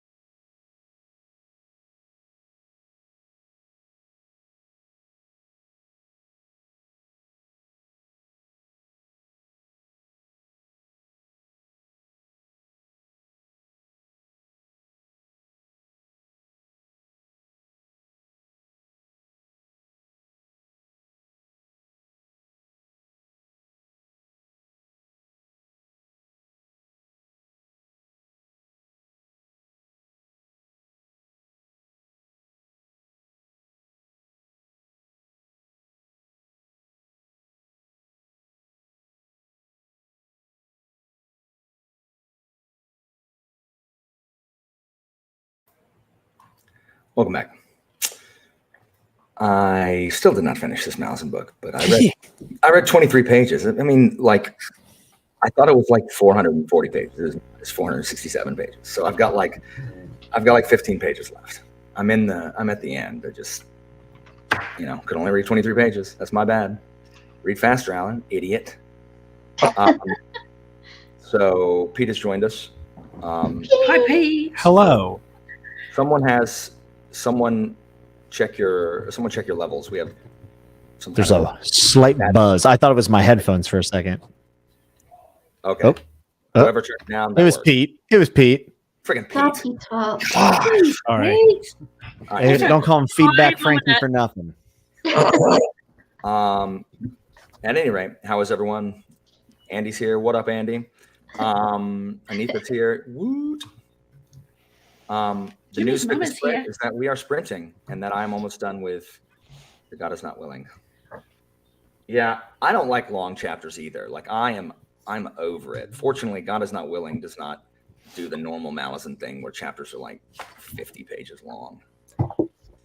I got 15 pages of this, but it's the chapters. She published it serialized, so the chapters are blessingly short for a classic. Nice. Wild. Pete, what are you reading? Yes and no. I haven't read any of these sprints, but I'm technically reading Babel, which I know Alan is so excited about. Yes, Pete. No, I've been reading up on the differences between military and police and figuring out how I want to build a corrupt military/police force. So, not in real life, in a book. To preference. I was like, I can show you. Is the Tessa revolution starting? Exactly. We have to make sure we have the military ready and prepped for Tessa's You're take. just researching for Tessa. Exactly, and reading articles from 2010 about how we need to about stuff. Let me know if you think I'll like it. Like my students are certain that I'm going to like it, but other people say they're not. Jimmy, this isn't true. You're literally just trying to set things on fire. No, I actually do like long chapters. I used to hate them, but now I like them. Okay, good. Carrot is adorable, Jenny. I love Carrot is the best. Carrot's the best. Christina's favorite is Carrot, though. When she's reading the watch book, she's always like, she's always like, this is my husband. Like when she reads, like when Vimes gets like worked out, she's like, Alan, like, this is you. This is you if you were, angrier. Yeah. So, Alan, the question is, since you don't like long chapters, you shouldn't like Terry Pratchett then, because there are no chapters. No, okay. Terry Pratchett is always the exception to the rule. Flippin' bonnet. The bee in people's flippin' bonnet about I have seen people lower a star because the book didn't have chapters. What? And I'm like, are you freaking kidding me? There are plenty of page breaks. Right, there's breaks. So many. There's not like chapter 1, chapter 2, chapter 3, but there's breaks where you can consider it. Right. Like I don't love long chapters either, but I'm more okay if there's a bunch of page breaks in it. That's fine. Like that's totally fine. But like these ones that go on and on without a freaking page break forever drive me crazy. So people need to they have got to stop about there's no chapters. So is it hindering your ability to consume this media? Are you physically unable to set the book down without a chapter break? If literally it's stuck to your hand unless you reach a chapter, then yes, I understand that is inconveniencing your life. I get it. You can't eat until you finish consuming this media. Just put it down. Ridiculous. I have a friend who thinks it's really weird that I can put down a book in the middle of a chapter. I just did right now. I was on a page. At the end of the page, there was the 3 asterisks that mark a page break at the end of a page, and I set it down because the sprint was over. I mean, I didn't finish my chapter in Guns of the Dawn because Alan said we had to come back. So I'm in the middle of it. Andy, I've never paid attention to chapter in Bone Hunters is great because there's a whole bunch of page breaks in it. Yes, bookmark. It's not like getting up during a show without a commercial because it stops while you're not there. Right. It's like pressing pause. on my DVR and then getting up and going to the bathroom, which I do all the time. Yeah. Again, look, we can all prefer different stuff, and guess what? We cannot hate each other while we're doing it. No, this is true. I mean, Jimmy can't. I can. Facts. Dude, I just opened up this book and the back page is just dog-eared from bad shipping from Amazon, and I'm so mad. That happened to my I'm just gonna cut it my off. Brightness Long Ago by GGK that I ordered. Like the whole cover has a fold in it. Like the front cover halfway down has a fold in it. Yeah, my song for Arbone or whatever it is, however you pronounce it, also had that happen to it. It's trash. Dude, I love it. The text is so long in this. I have never heard someone refer to bookmarks as quitter strips. I love That's it. what I'm going to call them now. I like it. I do like that a lot. This is Well, I rolled over exactly into 10% of Empire of the Vampire during this that. is my sprint, favorite so- quitter strip. Yay. Veterinary. Oh, it's a veterinary one with waffles. He was on the bottom. I couldn't fit him in frame. It's on the bottom. So this is probably the best quitter strip. It's a piece of bacon that says "Reading is bacon for the brain." I wish it was an actual Yes. strip of bacon. I will make an actual piece of bacon bookmark. I will do it. What's up, Just Kristen? laminate it. Laminate Yeah. an actual strip of bacon. Whoa. What? Annette ordered from Amazon, got the right cover of the book, but not the same book inside. Was it a hardcover with like the dust cover was wrong, or an actual binding cover Like a with paperback. the book wrong? It might have been one of the print-on-demand paperbacks. Yeah, that's the only way I That's can see insane. that working like that. Even though Ooh. that's been known to happen at some publishers as well too. Alan. As like errors. What's wrong with dog-earing pages? I'll dog ear the crap out of books. I used to not, and then I'm like, I don't care. I mean, my take on it is, if it's your own book, do whatever the hell what you you like. want to. If it's a really People make nice such book, a big deal of it, but I'm like, if it's my book, what does it matter? What do I do? What I do to the I book? mean, some people like to take care of their books, but I had. I like to have a read. mom- Leslie, I say it's showing you. We show our books love in different ways. So my Discworld books, like my MMPBs, they were pristine, right? I didn't dog ear them or anything. They were pristine. And then I lent them to my girlfriend at the time, and it came back looking as if she actually actively hated its existence, and tortured it as much as possible. And the spines were and I'm just like, well, now it Deal looks like a breaker. book I got like at a used bookstore 20 years ago. And at that point I was like, whatever. Okay. I just like my books to look like I've read them. I don't care about cracking spines or Me either. it's like, no, I'm quite happy for it to look worn on my bookshelf, At one because point, any I books that even I've got just is a wrote in trophy. my books. Yeah, my haven't got Way to of that point Kings, my Way of Kings paperback edition, it like basically has a straight up parabola in its spine. Word. Yeah. Word. It goes so, yeah, that's always a good feeling. Well, I guess look, this is on brand for me as future tyrant. Jimmy, did you get some read, or did you just taunt people the whole time? No, I actually got more reading done this time. So I read about, I don't know how many pages I read, but I got to my stopping point with this for the day. So I think what I'm going to do is I'm actually going to start Kings of Paradise in the next sprint. Even though I'm not going to really start reading it until I'm finished with this, I kind of just want to get a, Saturday. I kind of want to live on the edge a little bit. Yeah. So I'm probably going to read at least a chapter of Kings of Paradise and start taking notes for hopefully doing a review for it if I find it to be something worth reviewing. So hopefully this goes better than my last patron pick, which was The Pariah by Anthony Ryan that I did not love. So when I finish, I made. Go ahead. Okay. I was going to say I made Jimmy read Good Omens when I won the patron wheel. yeah, it was good. I just needed to I did not establish know you that read Good Pratchett baseline. I didn't know you read Good Omens, Jimmy. Yeah, but I've read Pratchett before that too. Yeah. I read Read Mort. Mort. I read Mort. Yeah. Yeah. Good Omens, I Good like. Omens is better than Mort, I think. No, I like Mort way more. I'm with Jimmy. I like Mort better than Yeah. Good Omens. But Good Omens was good, but I felt like after I finished, I didn't think about it much. Whereas Mort, I've been thinking about getting into Reaper Man for about a year, but I don't like any It's of so the little. So I know, but I if I have a book physically, I'll read it. If I don't have it physically and I just have it on ebook, almost no chance I pick it up. And I don't like any of the mass market paperback versions. Like they're tall and They've skinny. just come out with new covers. Are they still tall and skinny though? yeah, the tall and skinny ones are. Oh, yes, Jimmy. No, they're not. They're actually those. They're those like.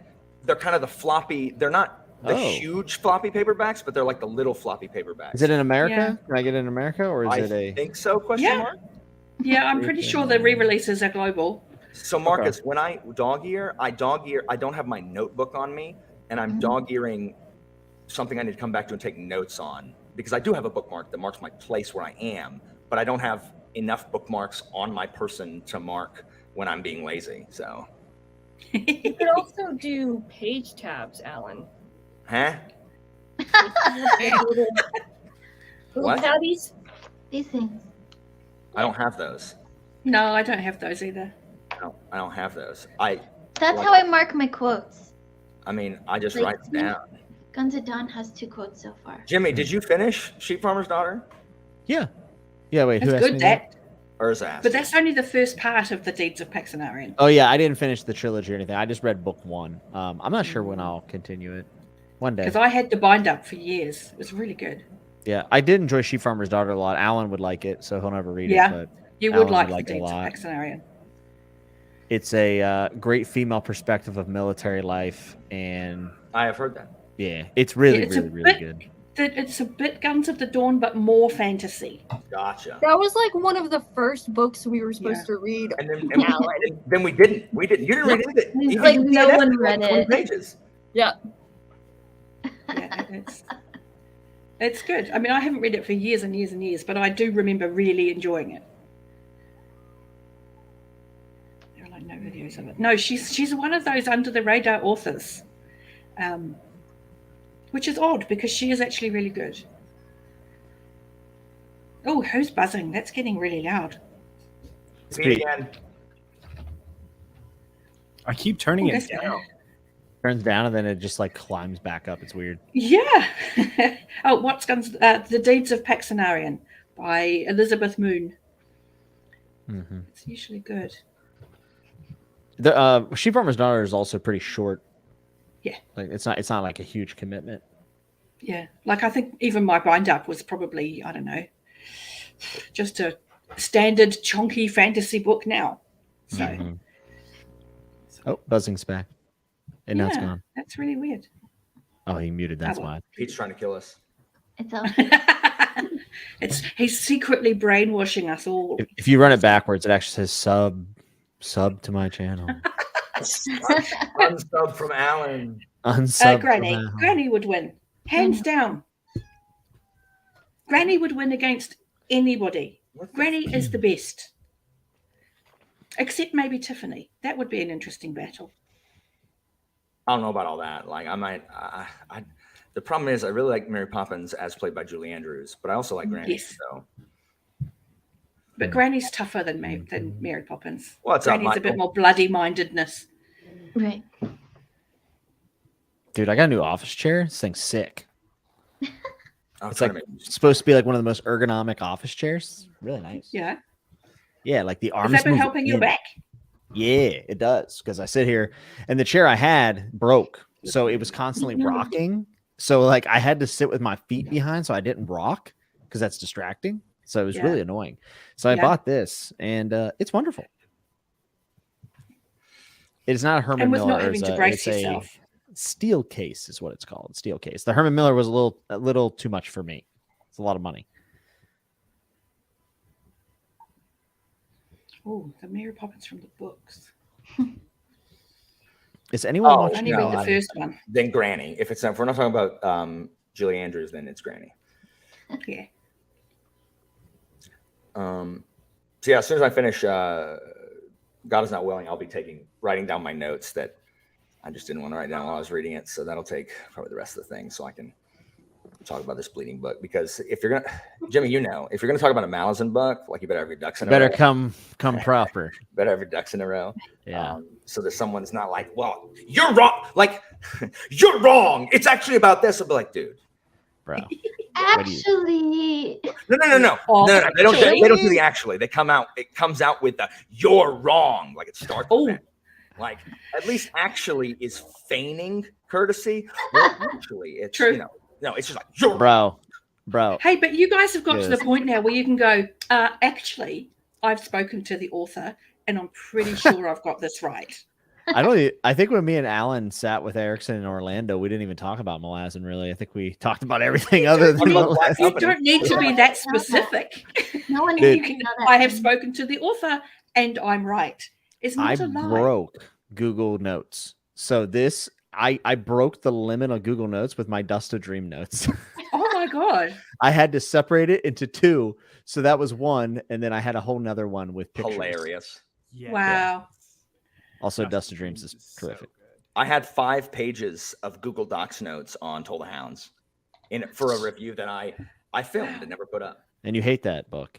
No, I just don't like it. No, you hate everything about the book. But that's not true. That's not what I heard. Like I say 500 pages into that book, when freaking Carsa shows up, that's when the book starts. Like, what up? I've been think really whenever hungry. I decide to read Malazan, I'm just gonna read it in secret and not tell anyone. Yeah, I decided that too, Kate. You and I can read it If I together ever in get there. secret. Like, And then when I finished, it's not Right, all the then fandoms. we can say it. Most of the fandom's delightful, but there are people, and Jimmy's meeting them in the R. Scott Baker fandom too. That there's just some people who like take this crap, like they take it super seriously and like do not suffer people having like different opinions. Well, the biggest thing I think that you see is that, these are series that do play into a lot more like depth, like philosophy, yada, yada, yada. And then they feel like anything that does not get all of this stuff encompassed in it is trash. And that's their opinion.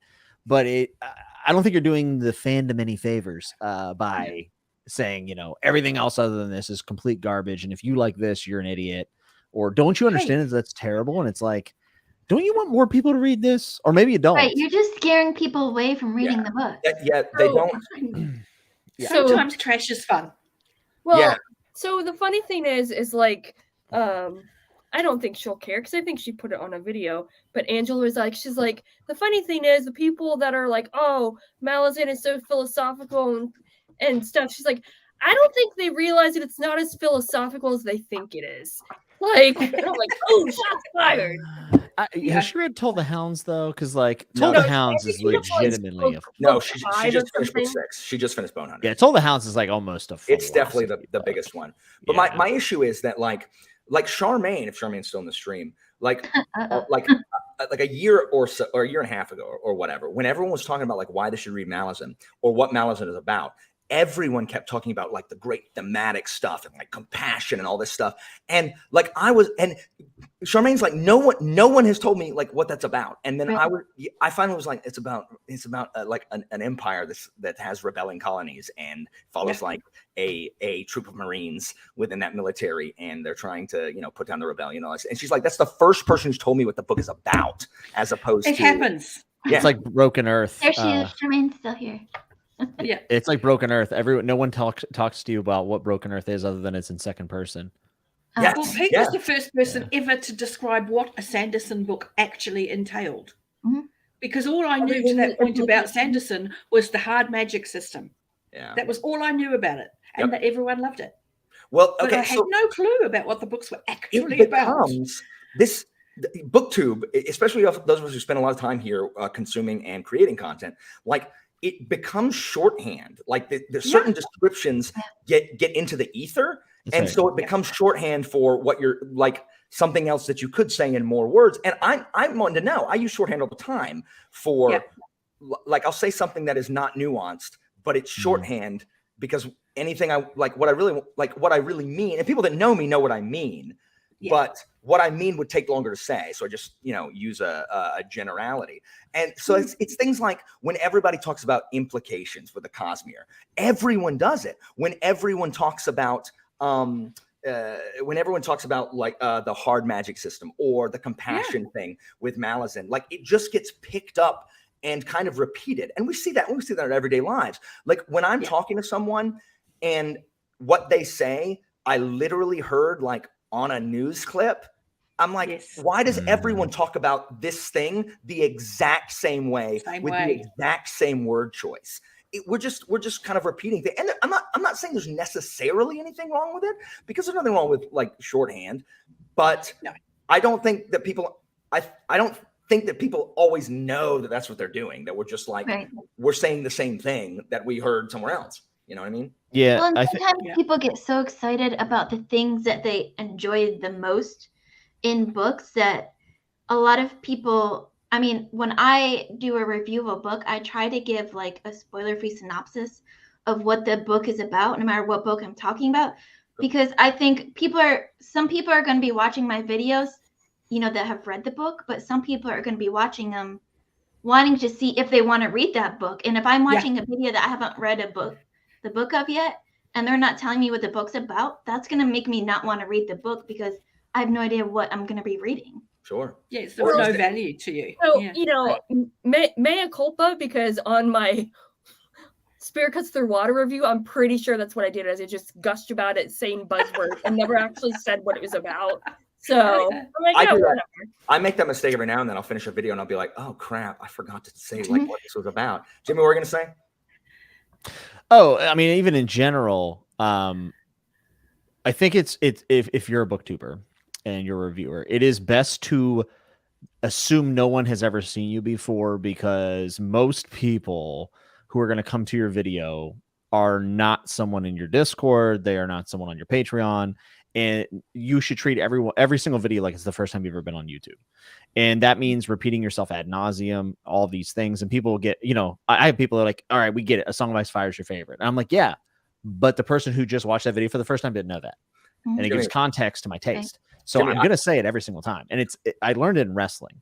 So in wrestling, whenever you would go to a new town. For those of you playing the home bingo game.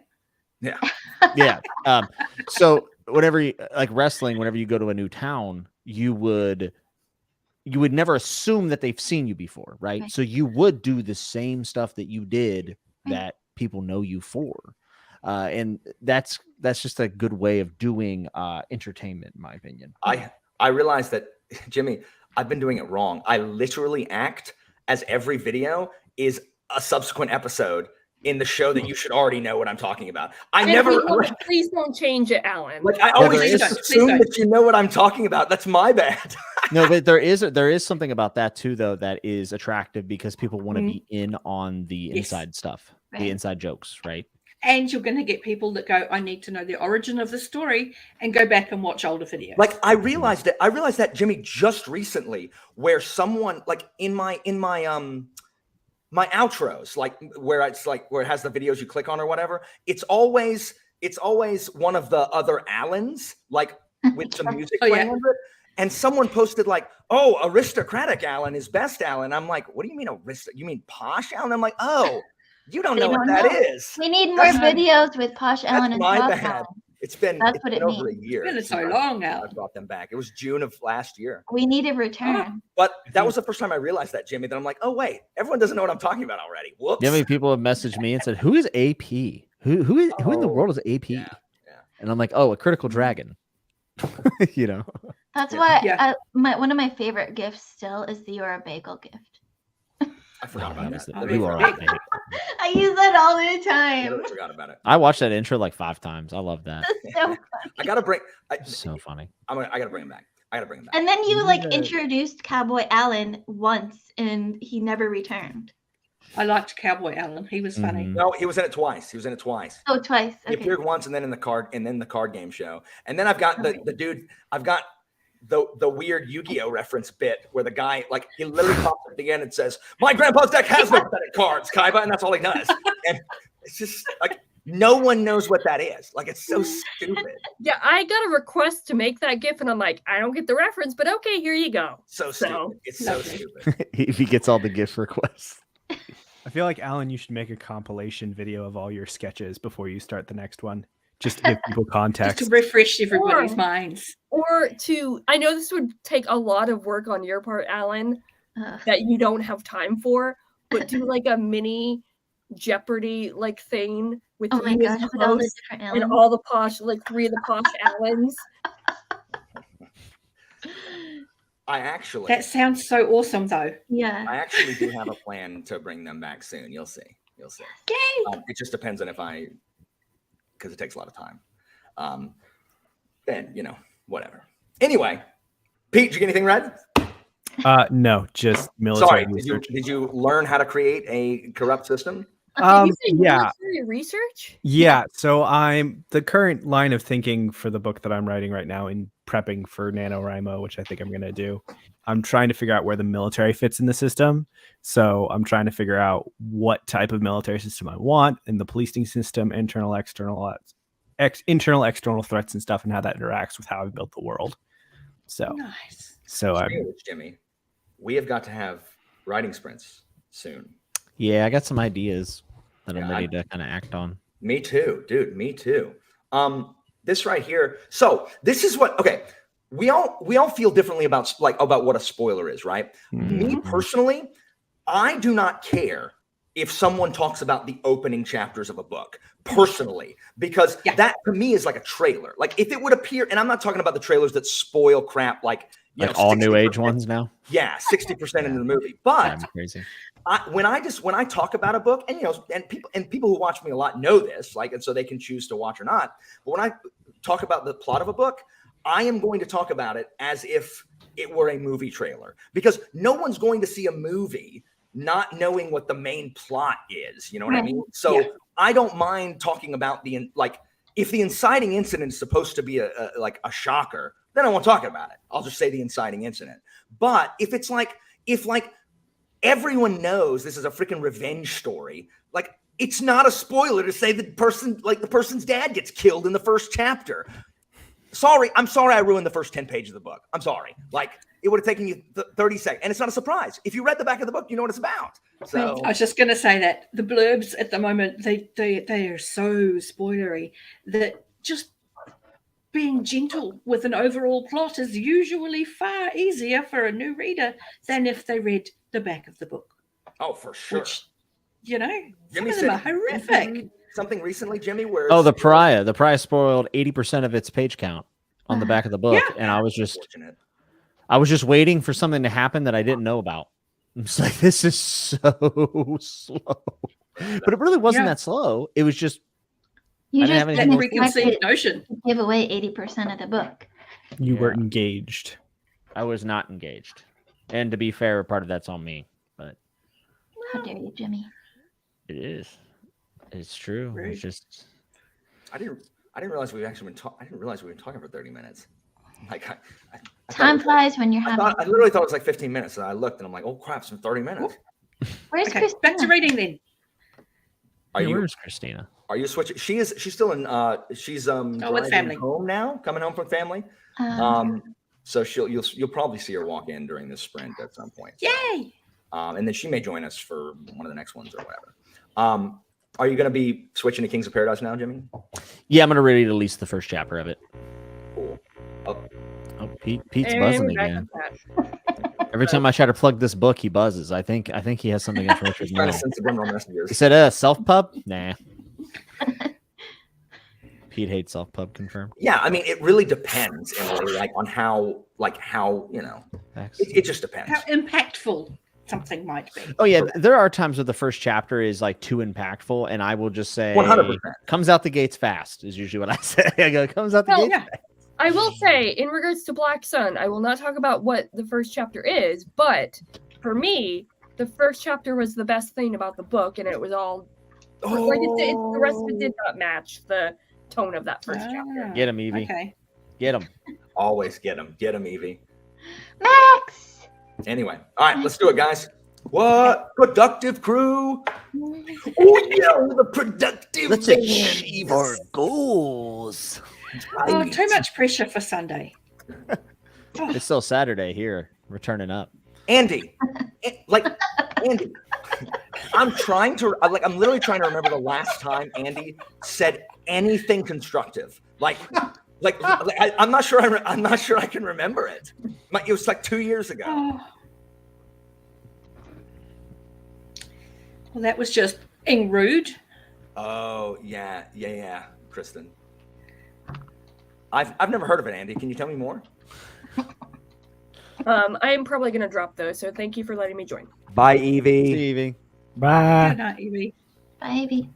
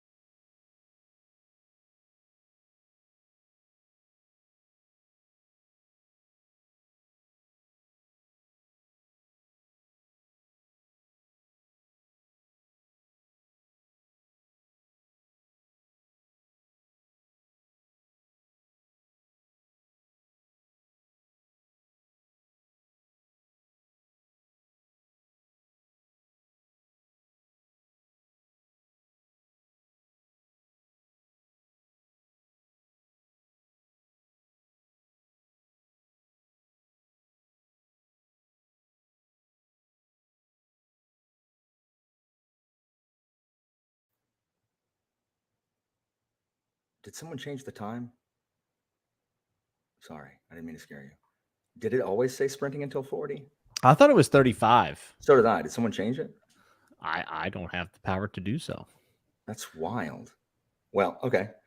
I thought it said 35, and I thought I was like holding it over because I was on the last 2 pages. I was not going to stop the sprint with 2 pages left to go. And then I finished, and it was 39. I'm like, oh, I guess I made it in time. So I finished it. Like this book. Like, why? There were always more pages. It didn't matter how many pages I read. There was always another one. It's like, why does the page? Like, I bet when all is said and done, I read 1,200 pages of this book.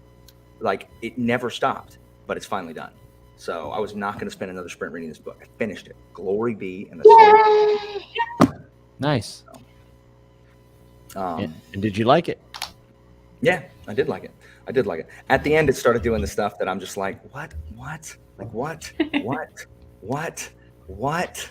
And then I was like, whatever, and just moved on to the stuff that I liked. At the end, they started waxing, like, I don't know.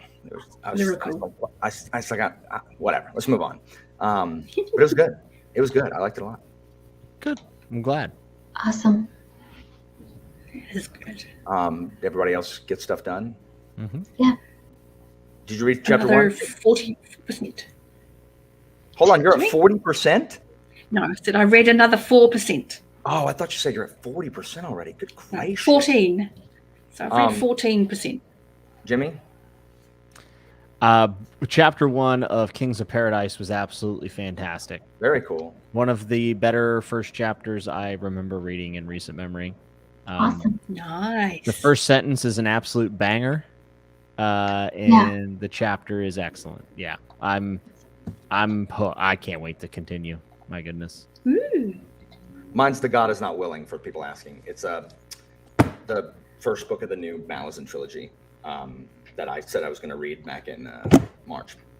And I'm actually pretty good for my word. Like, if I say I'm going to read something, it's usually about 6 months afterwards. I mean, it's still in the same year, so Yeah, just like Tagana. I said I was going to read Tagana in June. I read it in December. I said I was going to read this in March. I started it in September. I just didn't finish till October. So halfway through Leech by Gothic Sci-Fi. Dang, finished The Hobbit, and Kai started Kings of Paradise as well. yeah. Gothic Nice. sci-fi sounds interesting. That does sound pretty interesting. 21 pages in Ungodly Red. Started Bear's Head. That's the sequel to Dogs of War, correct, Michael? Nice. Kristen's starting Dresden. I like Dresden. I'll be starting my reread of Dresden probably in January. Mm. Well, I am no longer reading Dresden until I continue to acquire them and show Sarah and Colton all my new Dresden books that I will not finish.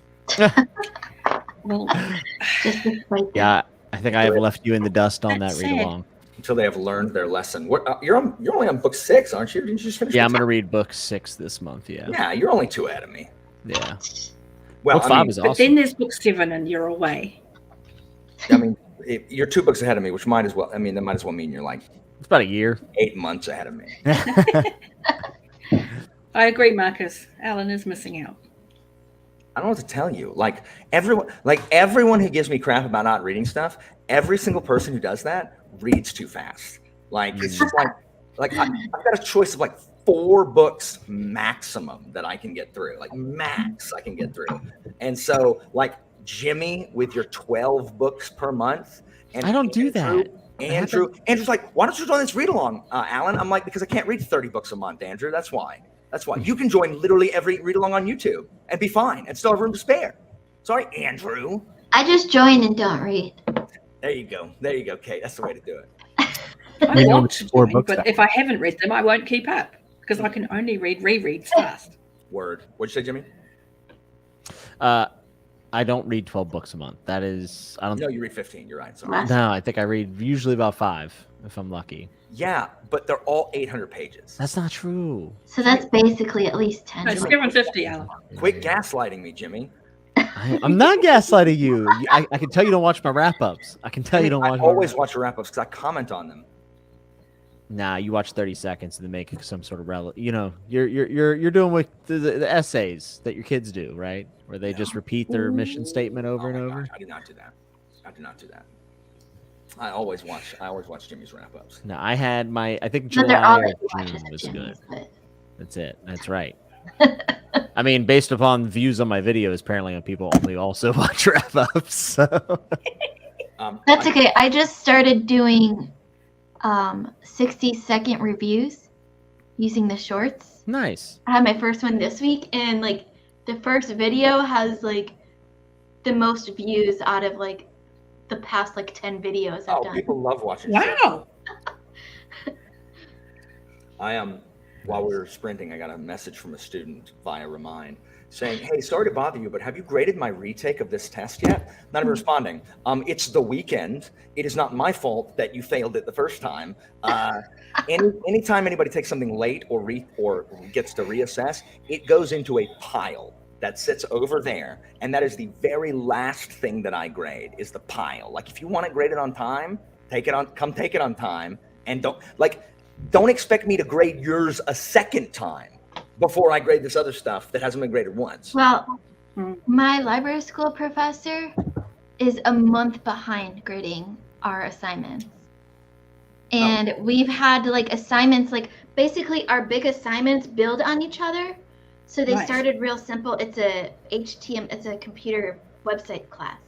So it started like we had to write a simple 5-paragraph essay, and then we had to do it in HTML and CSS, and then like this next one due next week is supposed to be even more complex.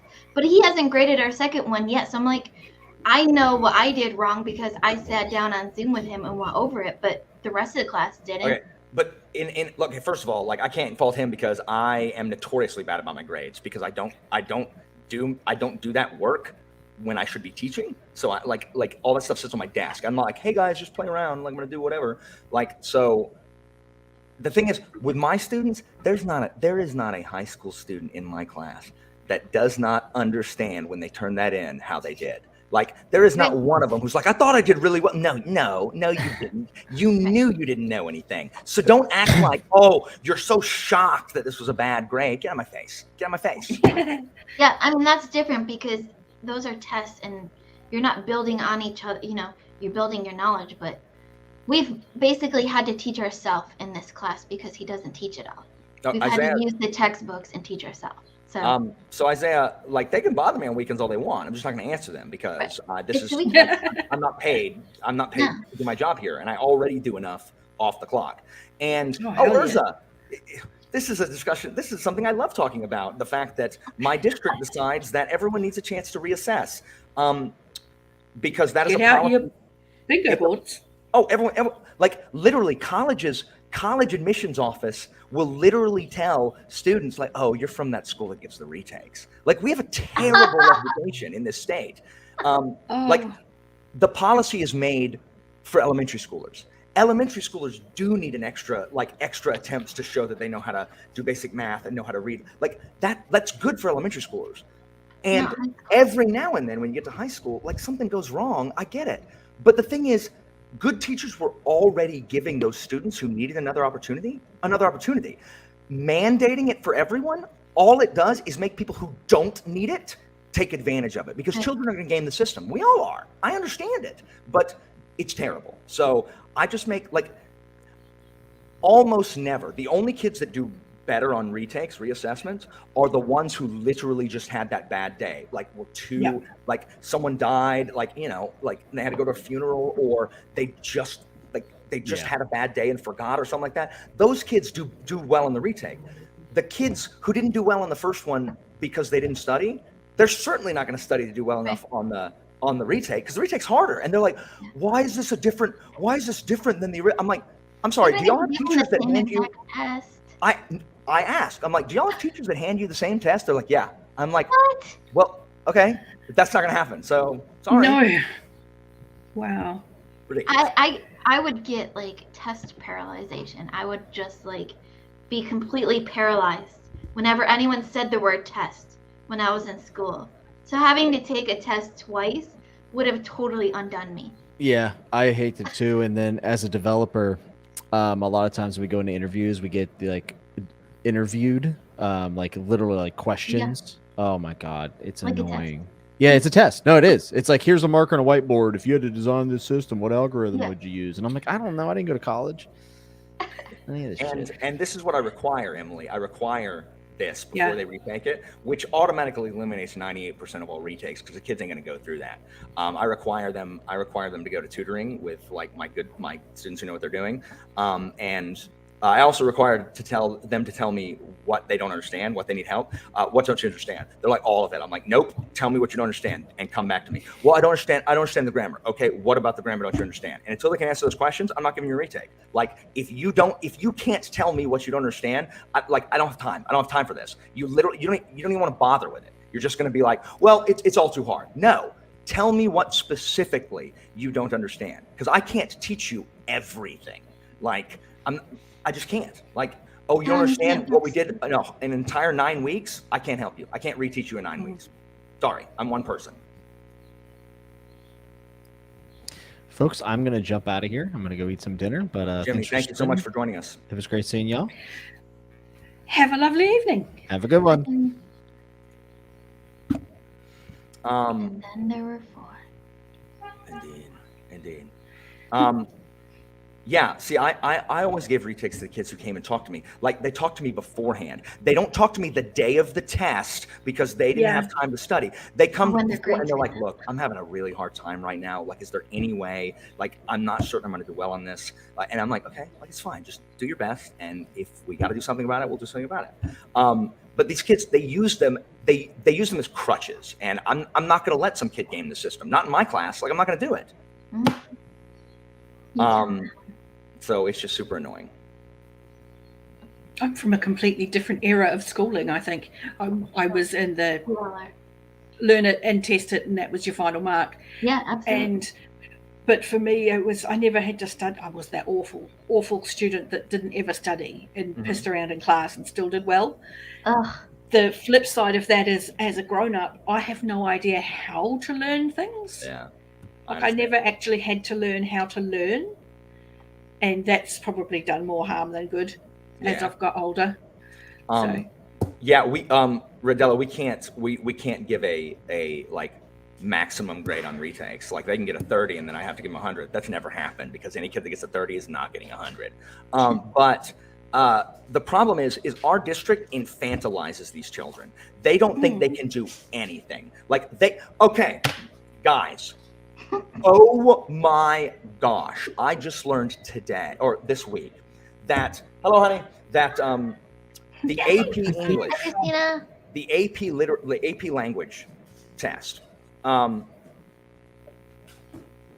my tests show what they can know, which is why I tell them to study in advance and don't cram, which is why the ones that cram fail. Because tests should be outlawed. My tests do not lend themselves to cramming. It lends to studying the whole time, which is what I tell them, and they ignore me because cramming works in every other class. Dummies. Yeah. But I learned the AP language teacher, when they're writing their papers, has literally told them now takes points off if they use the terms ethos, pathos, and logos, and instead makes them write appeal to reason, appeal to credibility, appeal to emotion, and abbreviate it AEAC. What? And I'm like, what? And she's like, well, the College Board has decided y'all aren't ready for those terms. I'm like, that's literally what that means. Logos literally means appeal to reason, or words. But in oratory, it literally means that. What are you talking about? We don't think teenagers know anything. So we treat them as if they are babies who are incapable of learning, incapable of having any kind of self-discipline, and you know what? They meet exactly our expectations for them. It's a self-fulfilling thing then. Nothing. Exactly. It's ridiculous. Absolutely ridiculous. So they're literally pushing students back. Correct. Because it's too hard. It's too hard to say. We can't say, that Greek word. Oh, that's too difficult. Heavens forbid we should call something what it is. Ridiculous. Heavens forbid something is too difficult. What the actual heck? It's you don't set the bar here and expect and let them get here. Instead, And set the bar encourage them here. to do well. And what they don't understand is I've fallen into this. In the 10 years I'm teaching, I've tried to relax my standards and make the class a little easier. The students who don't meet the bar aren't going to meet the bar no matter where it is. So if it's here, they're not going to meet it, but at least they're going to do the amount of work to get here. But if I lower the bar here, they're not still going to get here. They're going to get here. And that is what I've discovered. And so I said, screw it. Like, here's the bar. Clear it if you can. And that's not going to help them in life either. No, it's not. It's not. It's No, ridiculous. not at all. It's the soft tyranny of low expectations. I mean, it's absolute Yes. madness. Madness. How, like, teenagers are brilliant in some ways. In some ways, they're God, the so dumbest clever. people I've ever met because they make the dumbest decisions. Like a rock that I have on the ground can make a better decision than sometimes teenagers make. But at the same time, they have the They're capacity. capable of learning. Correct. A lot. They have the capacity to be absolutely brilliant as well. Like, but we can't, we treat them like they're babies. Like, oh, well, everything's too hard, so we don't want to put too much pressure. Like, I understand that there's a lot of pressure on them. I do. A lot of that's from There the is. parents. But not expecting anything from them academically is not helping them. It's not helping them. So. Because they're not going to, get a job somewhere where the deadline is Friday at 4:00, and that's the deadline. They're not going to get that extended because for the whole company, wherever they're working, their deadline is going to be Friday. Our district at says 4:00. college and career readiness. There's not a dang thing we do to prepare them for college or their careers. Not one thing. But last year, before I got this new job, I was working in a law school, and the amount of accommodations that those students got for exams in class, they were allowed to extend deadlines whenever they were allowed to have people take notes for them in class. The different accommodations, I would talk to my boss, who was the assistant dean of student affairs, and I'm like, how are these kids ever gonna go to court and win a court case if you're just handing them classes? And he's like, I know, but we can't do anything because the ADA people at the university say we have to give them this. And I'm like, you're screwing these kids out of their future. Yeah. Because you're handing them their law school degree without having to work for it. Macy, if this is the Macy Davis I know, this is one of my former students. Macy will tell you the standards, the exacting standards I have in my class. Soon, Evie.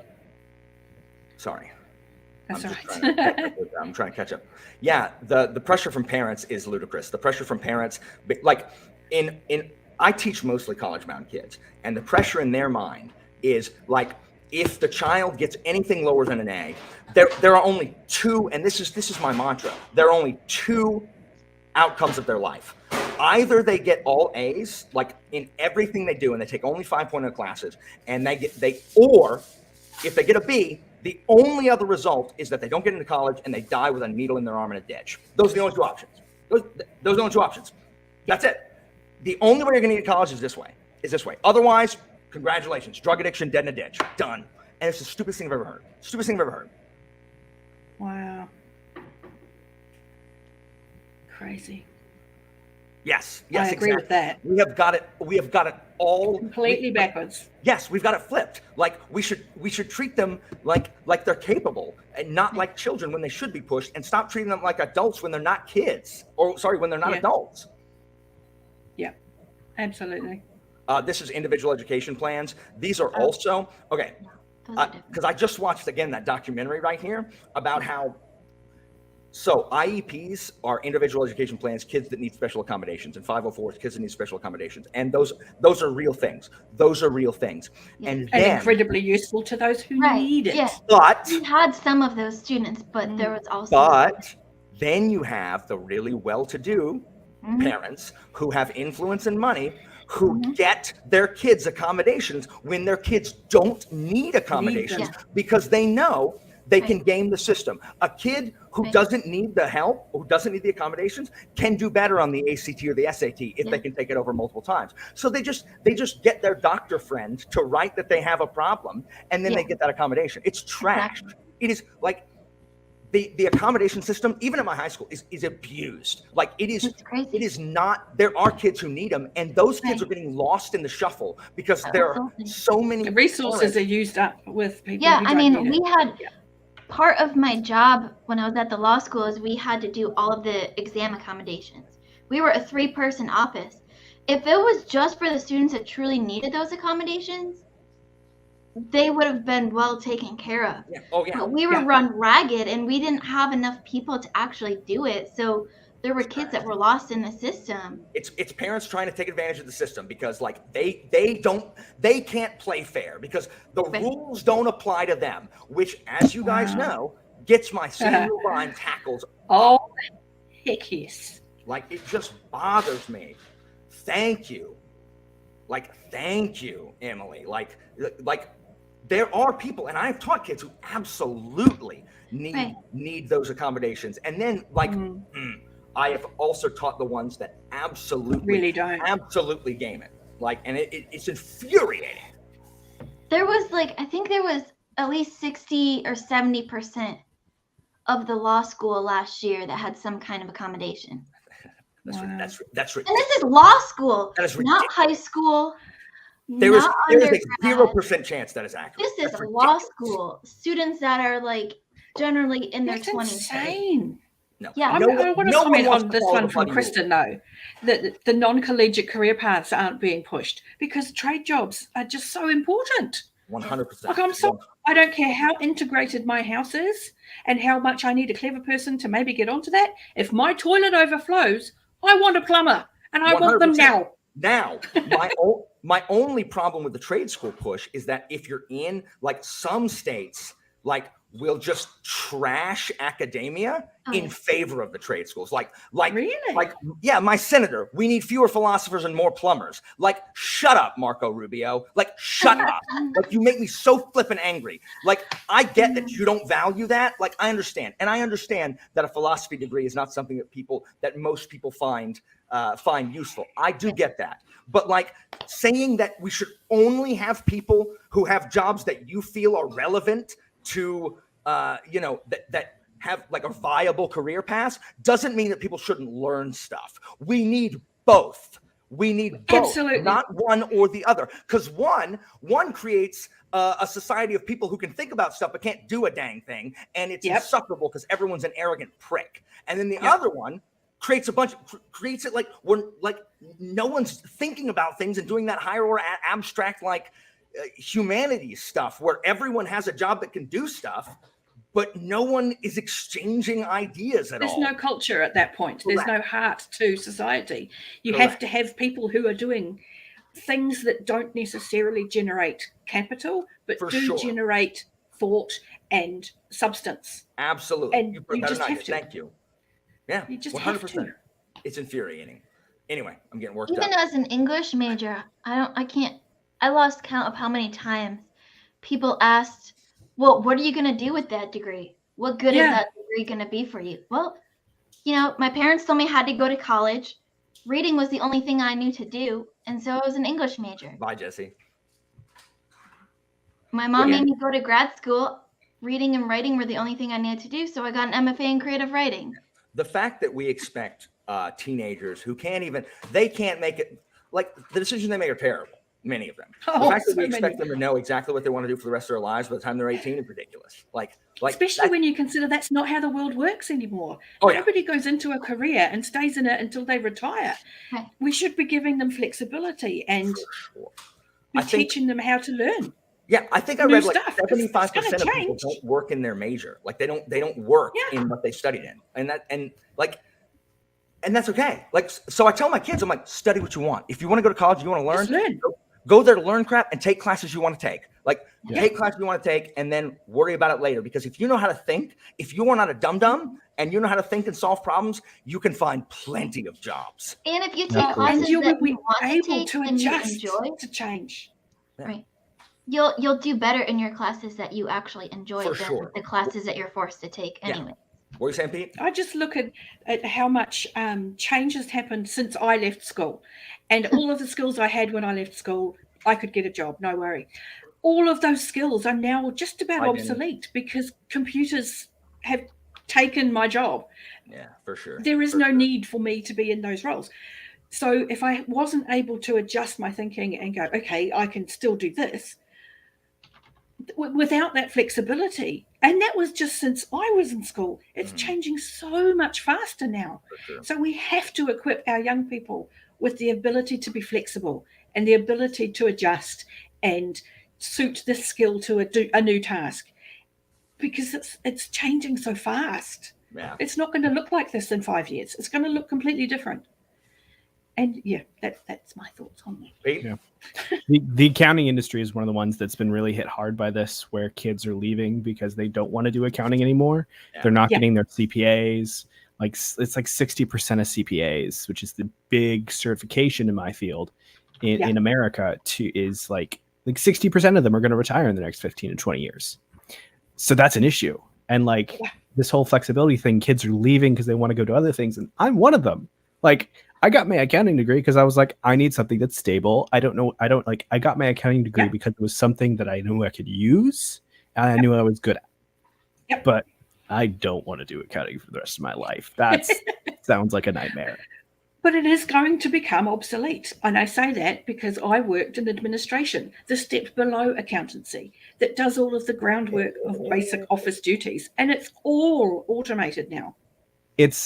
So I would disagree with you, because the main functions of accounting, not necessarily bookkeeping, that might become obsolete. Quicken books. Auditing and taxation are never going to be gone, because there is uniquely human critical thinking elements to taxation and auditing that cannot be automated. Even taxation. Auditing, I'll give you. Yeah. Taxation is never. In America, taxation is a thing that needs a person, because your taxes are weird. Yeah. And super complicated. And ours are done automatically by everybody as we go. We don't have to fill out a tax return. We don't have to. We're taxed as we earn. Taxes included in the price of everything. Tax is easy here. This dog is angry. Oh, Pete's. No, his owner is back, and he's an anxious dog. So. He's excited. What is up, Angela? Well, guys, we have chatted for ages again. We can pause this. No, we actually didn't. We didn't quite hit 30 minutes, which is good. So we can put a pin in this and bring this up. There's just problem. Kids need to be taught. They just.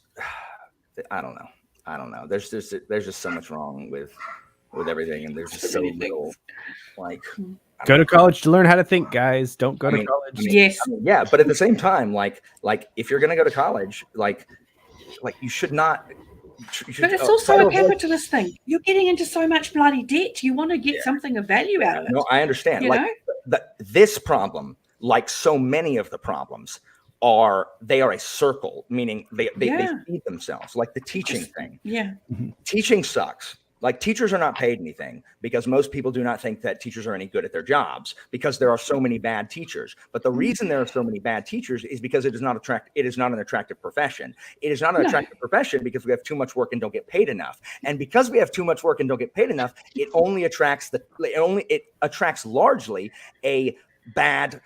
It attracts a lot of bad, lazy people who just need a job, right? And so it feeds itself. So to fix one of it, you've got to fix all of it, and that's all at the same time. That's the same thing with education. People don't go into study to study stuff just to just to learn anymore, because it costs a bloody much, and most people have to take out a bunch of loans in order to get there. And if you're going to take out a bunch of loans, well, you might as well you need to study something that you're going to be able to pay those loans off. So it's absolute madness. Yeah. Anyway. Well, on that note, it's my bedtime. Bye, Kate. Oh, okay. Good night, Kate. Bye. So let's read. All right, so let's go ahead and read stuff. What? Yeah. Hi, Christina.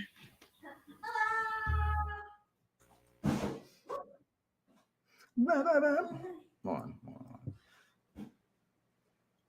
My boxer went off for some reason. Blah, blah, blah.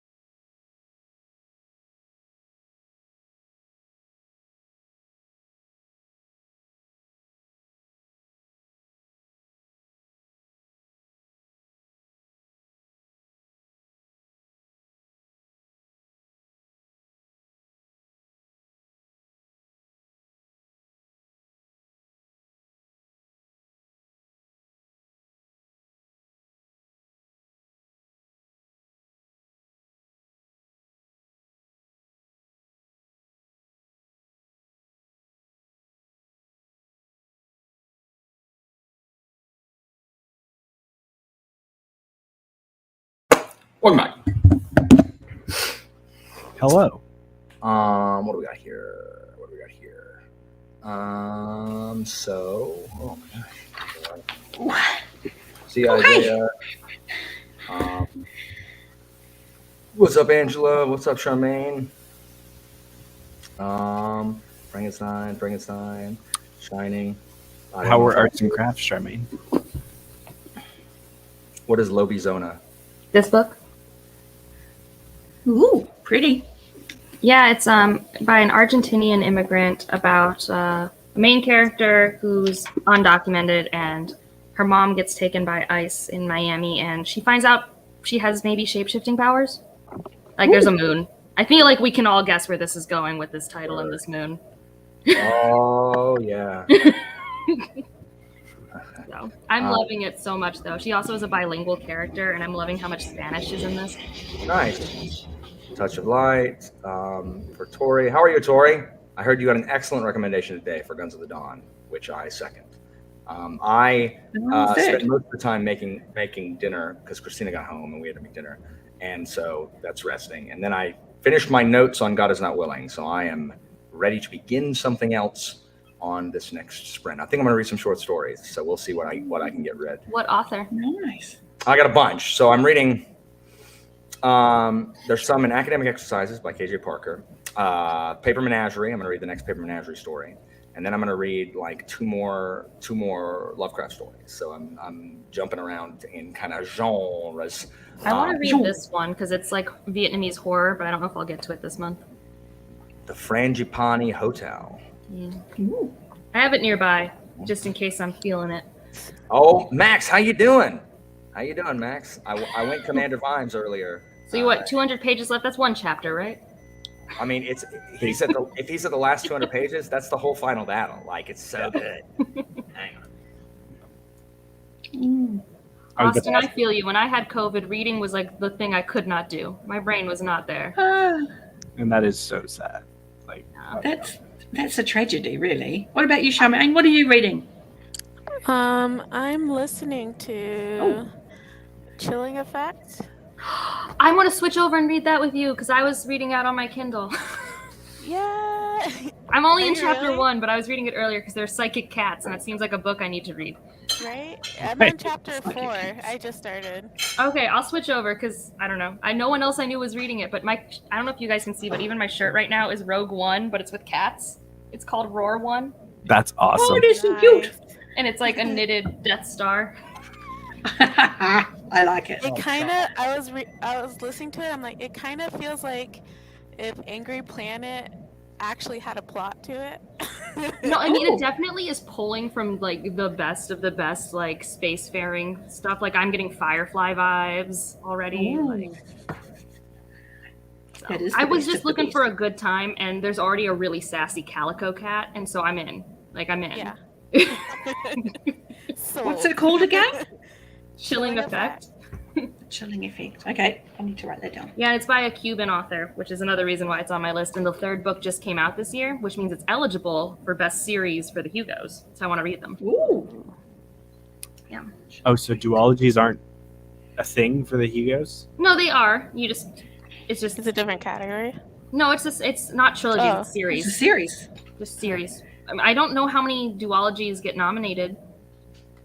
But if it's part of a trilogy, 2 books aren't a full series because it's a trilogy. Yeah, So. but this is the last year it'll be eligible because a book in the series has to come out in the year. So like Greenbone Saga's last year was this past year because it has no more books. Right. Yeah. So. Oh yeah, sorry. Recovering from COVID, that sucks. Yeah, second invitation prizes. Gothic sci-fi, Leech. Yes, K-Fox. You heard right. No, they're psychic cats. Look at the cover of these books. I think the books like the are. covers. I'm intrigued. I'm definitely intrigued. No, yeah, show her the cover again, Charmaine. It's amazing. Wait. Oh, There's a cat. okay. There's a cat. Where's my Andrew? camera? Hey, Andrew. There's another cat. It's because our sprinting comment's still up. We're so far away. Wow. But no, there's a cat in the box on the cover, which is pretty great. I don't even know the plot. I truly picked it up because it's a Latina author, and that's just what I do. And it's space opera. And then I was told psychic cats and found family vibes. So I'm pretty much That's like... so many things. Like, yep. It randomly showed up on my Amazon because it's a recommendation, and I'm like, oh, there's space cats. So I read the description and I put it on my wish list.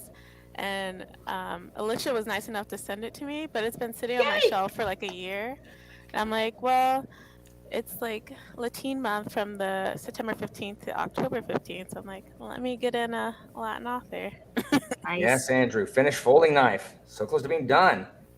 I keep wanting to buy the physical copies at my local bookstore, but they only have one version of the first book on the shelf, and it's damaged. And I keep hoping someone else will buy it. Night Shadow, Kristen. Night Shadow. Night Shadow. Read Night Shadow. Read Night Shadow. Okay. Grey Coats 2. Grey Coats 2. Grey Coats 2. Well, and that says Honor the Sphinx. So really, you can't really go wrong. But you are more, like, people who read the whole Grey Coats don't, like, there's no debate over whether the ending is good. So. Good point. I don't know if that means it's a good ending or not. I want to go with it's a good ending because you like it. I mean, no one. There's no one being like, well, I hated how that ended. No, most of the time, the people who don't continue don't like one scene in the first book or something, right? Mm-hmm. Yeah, I mean, it's better than getting to book 4 and then being like, well, I hate it. Though, to be fair, I didn't hate it. It was kind of like, what? Yeah. At the end of the Shadow campaigns, I did not like the last book of the Shadow campaigns like much at all. Like, Pete, I saw your comment about like, I don't like this. I'm like, I'm gonna go ahead and say that I initially don't like this thing. I'm like, I didn't like that thing at all. At all. I hated that thing. Yeah, it's not a good ending. I was like, oh, did you finish it? Sure. At all. Did you finish it?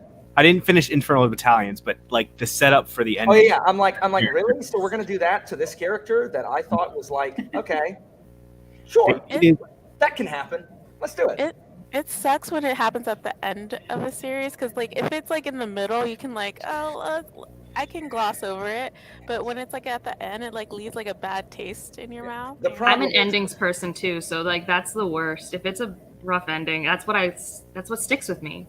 The problem is, Pete, the thing is, like, I love the series, so like I don't think the series is bad because the last ending, like, I'll read the first 4 books and just like, whatever. I don't like the way it ends. But Pete, it's not just that. Like, that thing I don't like what you're talking about, but like the way the final conflict is solved, I don't like it. I don't like it at all. At all. I can already see that possibility because like just thinking about how they're setting everything up, I'm just like, you're gonna have to do a certain thing to make it work out. I don't understand what Wexler is doing with the last book, like, at all. It all feels rushed and none of it feels earned. And compare this with like the amazing battle scenes from 3 and 4, which I loved. Anyway, I still love the series. It's just what keeps it from being an all-time favorite series is the fact that I don't think book 5 is good. I think it's the weakest of all 5 books. So yeah, I already have thoughts like how, like, if it ends how I think it's gonna end, and like, you know, like, oh, it's gonna end in a good ending and some other things. You'll see. You'll see. Things. Like, I already have thoughts on how I'd restructure the series. So I give it 2 stars. Prepare for like restructuring thoughts on this series. Word. Babel? Are you talking about the books of Babel or I'm about to say you probably need to be more specific. He's talking about this because I know he was reading this recently. Yeah, it was a good ending. Ben, I'm not listening to this. Look, I think it's great. Hey guys, guess what? This is my stream. So y'all can go and you can go talk about Babel anywhere you want. There's plenty of places. Also, was a good ending. Jade Legacy. I'm just kidding. Oh my gosh. I have proof in my comments that if Alan was voting for the Hugos, he would have voted for the Greenbone Saga. I do think that R.F. Kuang was not R.F. Kuang, that Fonda Lee was unjustly denied. Like, with the popularity of the Greenbone Saga and for how good people say it is, like, I don't understand why I didn't get it. Like, it's because of the voting pool. Like, on BookTube, a bunch of 20 to 35-year-olds read the Greenbone Saga. The voting pool of the Hugos are not those people. Yeah. They're a little older, a little whiter. It's a fantastic series. What actually Hey, won? I have tastes. Do you vote I for might the be old Hugos? and Are you white, going to do but- that for me? I'm just over here trying to get people with money to vote for the Hugos so I can have better books. Yeah, fair enough. Yeah, it's like not all old white people have bad taste. But also, I forgot I to have mention they're great also taste. men. I have great taste. Alan, you have the best taste ever. I do like the problem is the subtitle of Babel doesn't appeal to me. It reeks of pretentious. And like I don't look at something and like, you know what? I also want to be But pretentious. Alan, I here's am the thing. I pretentious. think you should read it because Leanna also doesn't like it, and then you guys can rage together. I don't like The I don't internet will like- explode. I mean, I'm not reading it and until the stuff internet all makes life me. into it. The internet hasn't made me yet. If it gets nominated for a Hugo, I'll read it. Wait, who won over Fonda? Wayward Children series. I don't know what that is. Shauna Maguire. She is very popular. Oh, I actually have the I've first not book of read that out on my anything. library at the moment. I haven't started it yet. Yeah, the Because I fifth like book. her writing as Mira Grant. I love. Yeah, so her other pen name is Mira Grant. She's got a boatload of urban fantasy. Like Shauna Maguire's bibliography is longer than Sanderson's by a lot. Like it's maybe twice as long. I just fell over a book on sale and looked interesting, and I read it about killer mermaids, and it was so good. And yeah, so I was hooked. Mira Grant. No, I mean I like Shauna Maguire. I was sad because Wayward Children will have more opportunities. Well, I guess maybe not anymore because it won. But it's like it's a never-ending thing. Also, sorry, my cat feeder just went off. I will say Whereas about it's been Babel, limited for yeah. like Go. Go You wanna ahead. say something about I Babel? will say about Babel, like it's definitely not a subtle book, and that kind No. of knowing it wasn't subtle kind of helped me going into it. Because like Yeah. if I it was like that, I would have been like, "Oh, you're beating me over the head with this. Why?" For me, given the subject matter, I kind of appreciate its lack of subtlety because I feel like in real life, those issues are so glanced over. Like I was glad that our Kwong just like put it in the forefront. I'm like, yes, let's talk about this. Yeah. And that's I, even like I am not someone who demands subtlety with my thematic stuff. Me Like, neither. I don't care about like info dumps or telling me something generally. I just don't want to read it because I am so like because I can't read one more review of people being like, this is the best book I have ever read. I woke up this morning and my life and my soul were broken and reconstructed, and now I am a new being. Alan, from my I genetic watched code. 2 hours of Babel reviews. I've watched 2 hours, and I have found some that are Why? actually tempered. Well, I make a videos on my channel Oh, where I yes. go through Yeah, I the know. recent releases, and in order, believe it or not, I do actually watch every video I link. And And How I'm not do you talking have about time the- to do that? I'm not talking That's about the video insane. reviews. I'm talking about the Goodreads reviews. Like I don't well, have time I mean, to watch I'm watching the booktube. Oh, one, you and there's can't some good take ones. Goodreads reviews seriously. Why would you take I them only read seriously? them when they come from other booktubers. If there isn't a comment there from a booktuber I know on Goodreads, I ignore them. I try Yeah. to, but I read them for laughs. They couldn't- get I pretty couldn't do hilarious. They can become very hyperbolic, like, and I think that's part of it is like we never learned, at least I'm speaking generally for other millennials, we don't know how to emote without exclamation points or capitalizations. And so written text can become absurd. Also, I Well, think I like just- the average Goodreads user is just That is using how it for their personal review, so they're not like trying to be like. No, that's Yeah, right. they're trying to remember how they Critical, felt in yeah. the moment, and yeah. Look, It's like they're also, giving I- a Twitter. They're giving a tweet about how Okay. they like the book. Yeah. guys, Whereas, and I've also got a sense of the people I know on BookTube. I've got a sense on where they actually sit on that scale of hyperbole. It's like, Sure. okay, I can take this at this level, and I kind of know where I sit with it. Whereas complete strangers, you've got no clue. yeah, and I'm certainly not one to get mad at somebody for using hyperbole. Like that's my stock in trade. But that was literally what you were saying, that people No. people were literally being no, hyperbolic about their love. That's what the There's word a difference means. between hyperbole and like saying things like, every day I wake up and thank the Lord I live in the same time as RFK. Sounds like hyperbole to me. That's hyperbolic. Yes, but Like- it's beyond hyperbole and it's transcended hyperbole insane, and become yeah. something else. Hyperbole. I mean, regardless, I didn't start this Babel conversation. This is not my fault. I haven't read No, it. this is true. That's Nor why have I can't read it. Like I gotta wait for it to die down. Also, it's 700 pages. Ooh, also, guys, everyone look at this cover. It's so pretty. Yeah, looks good. I'm gonna just distract everyone with this cover. I bought it because I don't think I'll love it, but I loved the cover. Fair enough. It's supposed to be Joan of Arc in space, but I think it's just a main character who gets talked to by an angel and doesn't believe they're being talked to by an angel, and then does great things. Here's a weird thing. Years ago, I read the translations of Joan of Arc's Confessions as a biography type thing, and holy moly, that girl was bananas. Seriously, this girl was bananas. Forget angels and being spoken to by God. She was completely loopy. It was great, and I wish I could find it again because I really want to read it again. Well, I think the reason why Babel would read faster is that Stephen Erickson and R.F. Kuang have opposite prose style. I couldn't think of people I would put more opposite each other on a prose line. R.F. Kuang loves direct, short sentences, and Stephen Erickson uses commas a lot. It took me forever to read God's Not Willing, and it's less than 500 pages, but man, it just took me forever. He's a dense writer. He has a lot of words, and they're all in there. It's like jammed packed. The problem is I don't enjoy the excerpt I read from Babel, like that came out before the book came out. Like I don't like I'm like, okay, Robin, you sound like a twerp. Like I don't care.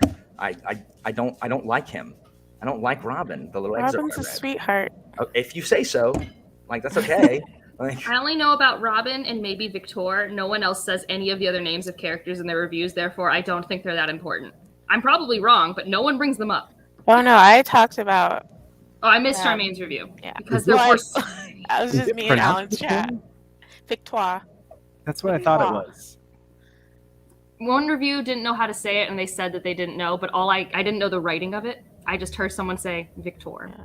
It's Victi. She's Haitian, and she it's grew a up in French France. name. That's why I will never be able to. Yeah. I have a weakness for.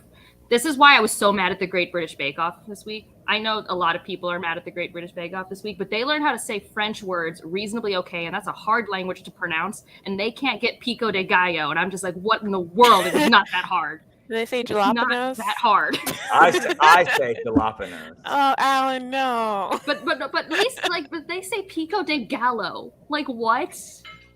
What? As a like, Southwestern person, I'm just seriously impressed you guys get the Great British Bake Off. Yeah, it's on Netflix. Yeah.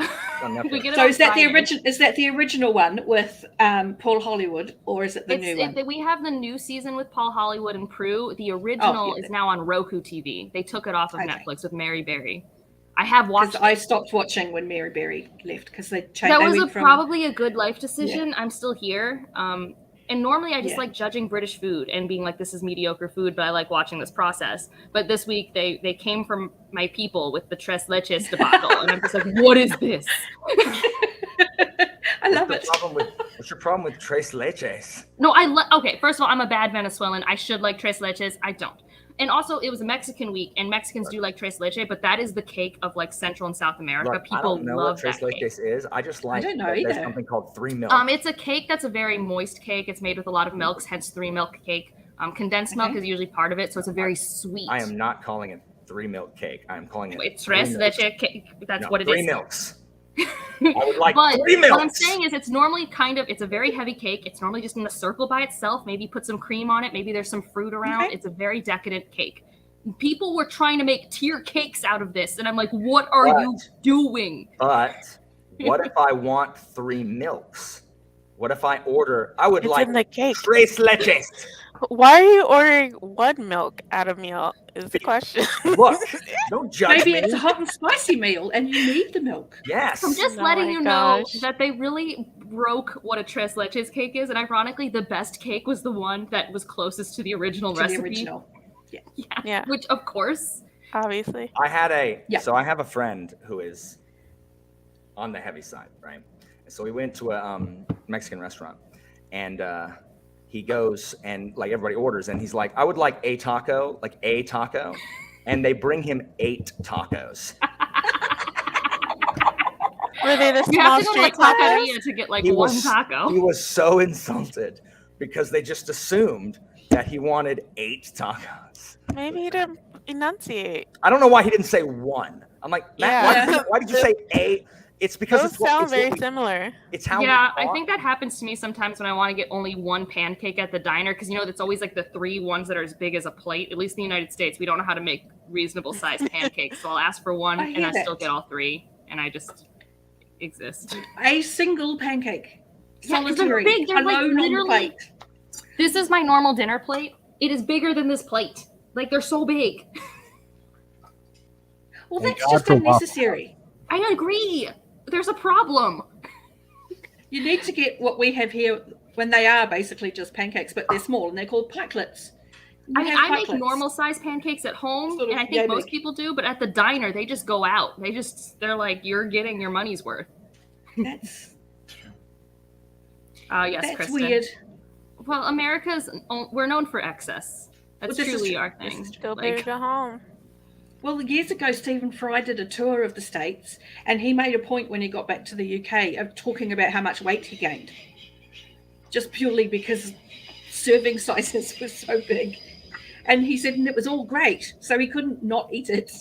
Oh yeah, you guys, I don't know in Australia or New Zealand, but in the UK, I know that they're not allowed to use as much MSG as I think we are here, and so we have a lot of addictive seasonings in our food. Yeah. Speaking of addictive seasonings. Do you want us to read? Yeah, I was trying to segue, but It's all about humor. I couldn't get a good one with that one. Lucky I picked that up for you. Yeah, I'm watching the times. I'm always trying to keep us like. No, fair enough. I appreciate that because now I can read Chilling Effect and try and catch up. Although I'm a slow reader, but I'm excited. Right. So I'll see what kind of short stories I can get done during this time period. All right. All right, blokes. It's time to. Ooh, thanks for the super sticker, Caesar 2K1.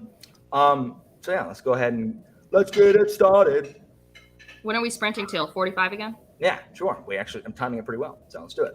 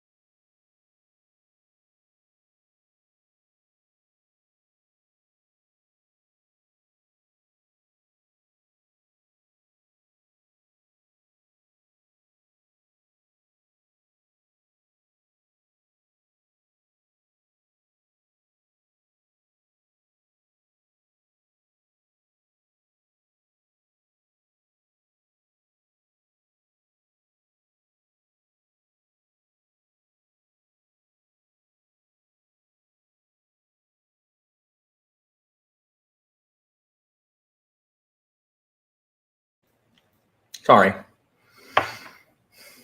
I got swept up in the story I was reading.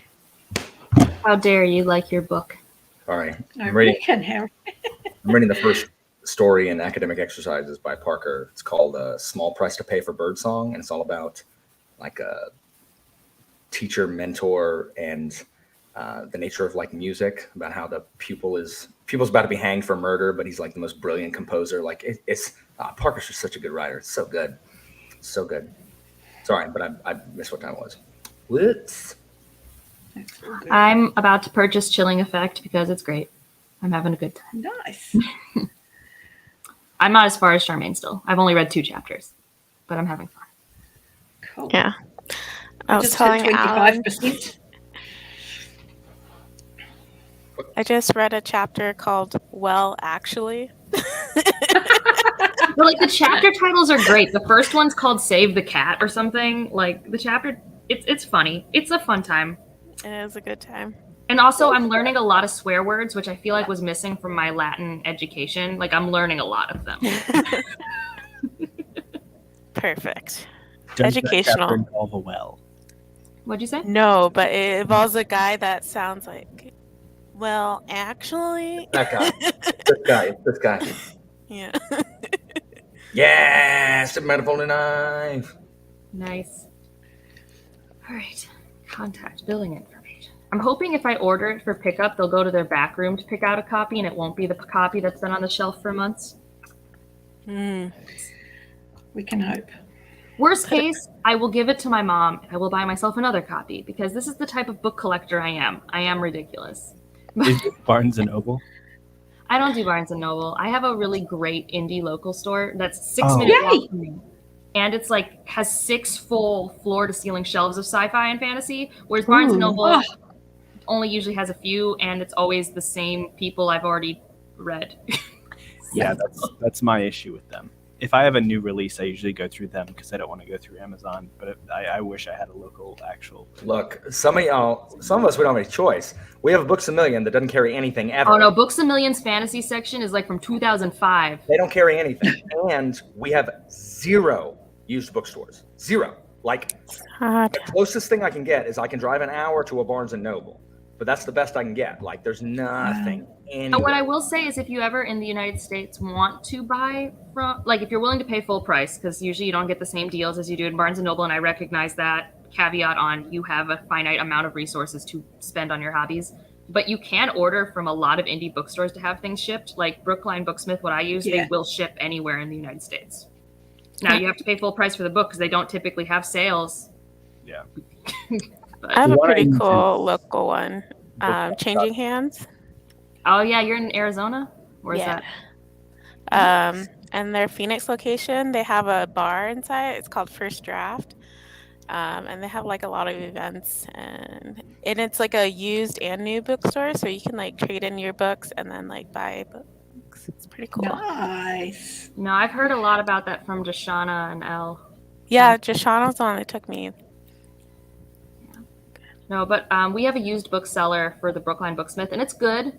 You don't get as much money back as I would like when you sell books. Like I'll give them like brand new books, and I only get 20% back in like money I can spend at the store, but that's still like money, so it's fine. I use eBay for used books all the time. I use eBay or Alabris. Good one. Or if you want to see the condition of the book, as someone who sometimes is searching for really good condition used books of old editions, Pango and Mercati, you can see pictures people post. It's like people post pictures like on Instagram, so you can actually like see. Whereas eBay, people will post the cover, but they don't even always post the correct cover. Yeah. Mm-hmm. So if that's important to you, Pango and Mercati, it's usually other book lovers. You usually only have to pay like $4 and then media shipping or something. I would never go to a used bookstore ever. Thrift stores are good too for books. Yeah. Okay, the only books we have at our thrift store are like old Harlequin romances and. I think you should try that out. Get 50 Shades of Grey. James Patterson.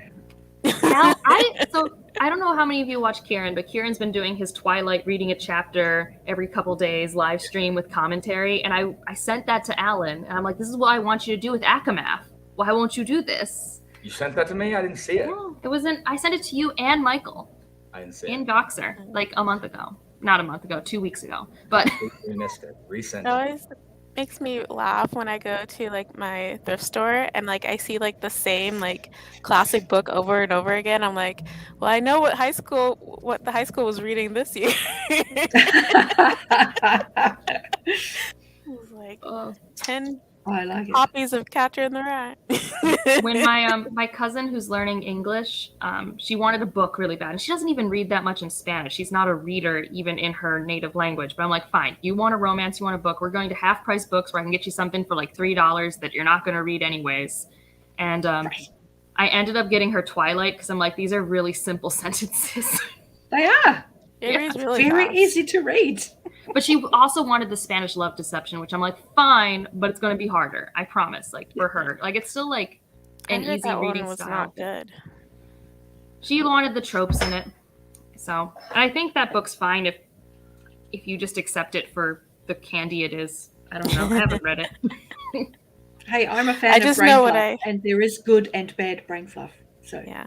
There is, and each person requires their own take on brain fluff. Like I like popcorn more than candy, than what's it called, cotton candy. You know? Yeah. Absolutely. Oh, I'm trying to find the thing. Oh my god, why do I message so many people? This is a mistake. I should have fewer friends. Said no one ever. Yeah, no. I actually I have the appropriate amount of friends.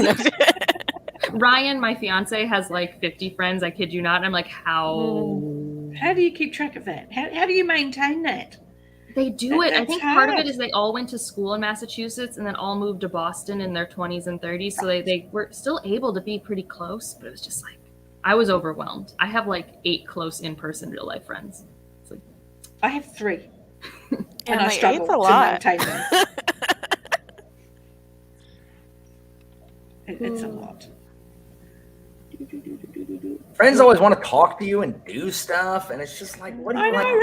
right? Like, what do you want from me? Like today, my friends wanted to play board games, so I went over and played board games. It was such a hassle. Yeah, I know. That's such a tough It call. can be.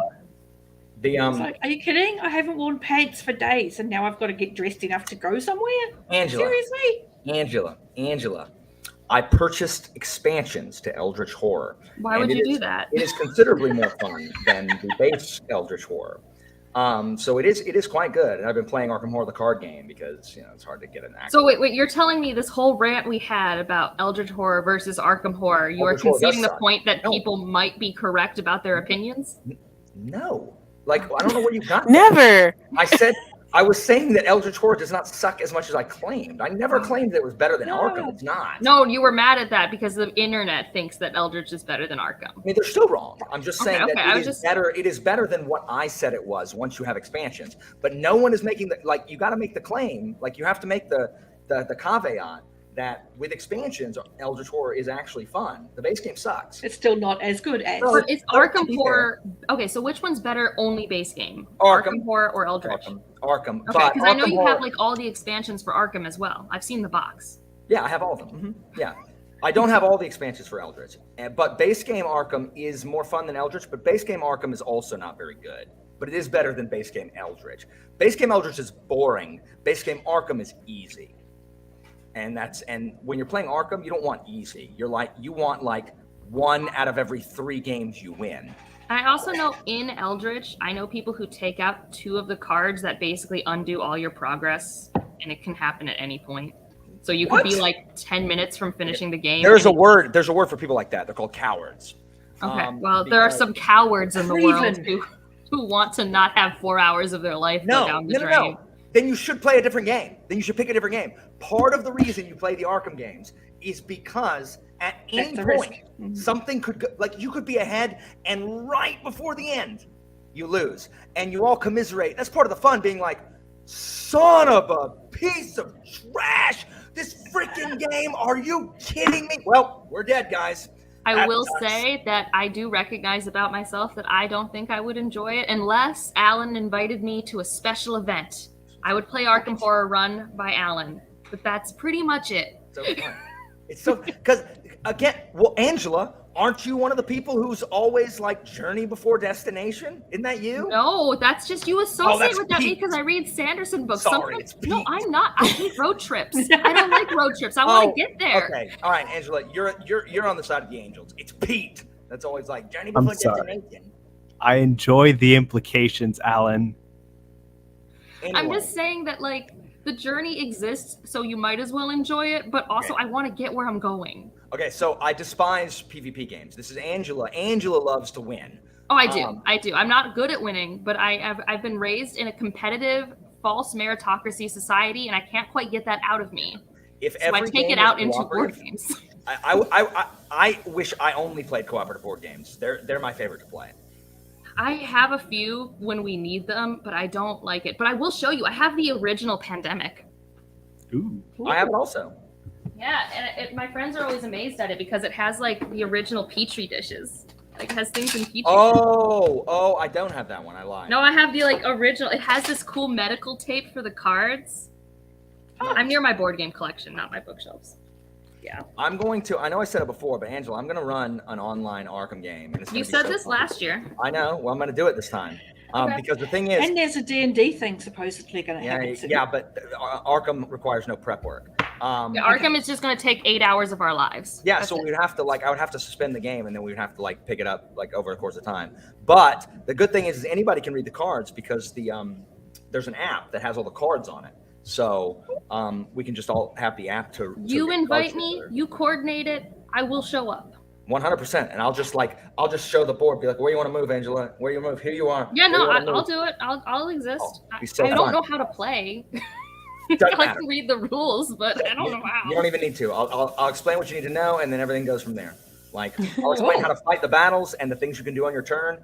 And then what we should do, just because we're going to be on a live stream for a really long time, assuming that's what you're doing, we should definitely make it attached to a charity thing. Yeah, that's a good idea. For sure. Yeah. Because then it'll be this whole hey, support us still doing this. Why are we still here? Yeah, exactly. We'll donate to Arkham Asylum. Just letting you know. It's I don't know. It's so fun. It's so fun.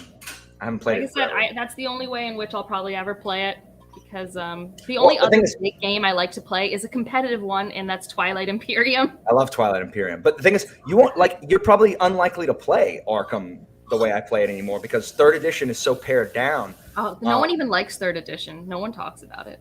Yeah, I know. Well, that's because Eldritch Horror is a superior version of Arkham 3rd edition. We're having such a niche conversation, just the two of us right now. I am okay. So I'm following most of it. So Pete, did you learn about militaries? Yeah, I've been developing what I want to do and all this other jazz, and having 4 branches with internal stuff and other stuff. But Alan, can we make a viewer player? I mean, I don't know how you would do that because it's 8 players maximum. So. No. But okay, sorry, Pete. Have you ever watched Twitch streams where it's 30 seconds the person and then 30 seconds the Twitch? It's like a random generator of which thing someone says, and so I literally have no idea what you're talking about. None. There is a way to make the comment section one individual. That'd be interesting. How? Yeah. I'd have to read the rules. Let me read the rules of the game because you could have things up for a vote and then for the decisions or whatever. It probably is too involved. But on Twitch streams, I've seen it. I see. Yeah. I got that. Can you do polls on YouTube Live now? Yeah, I've seen I have seen them. I don't think you can do it through StreamYard. I think you have to use a different live YouTube stream. Live. You have to use YouTube Live, I think. Oh, okay. You have to be using YouTube. Okay. But I have seen it. Let me ask a question. Is there a reason we all use StreamYard instead of YouTube Live? It's easier. It's an easier interface. Because I've tried to start a YouTube Live before just to see what it was. I don't understand it.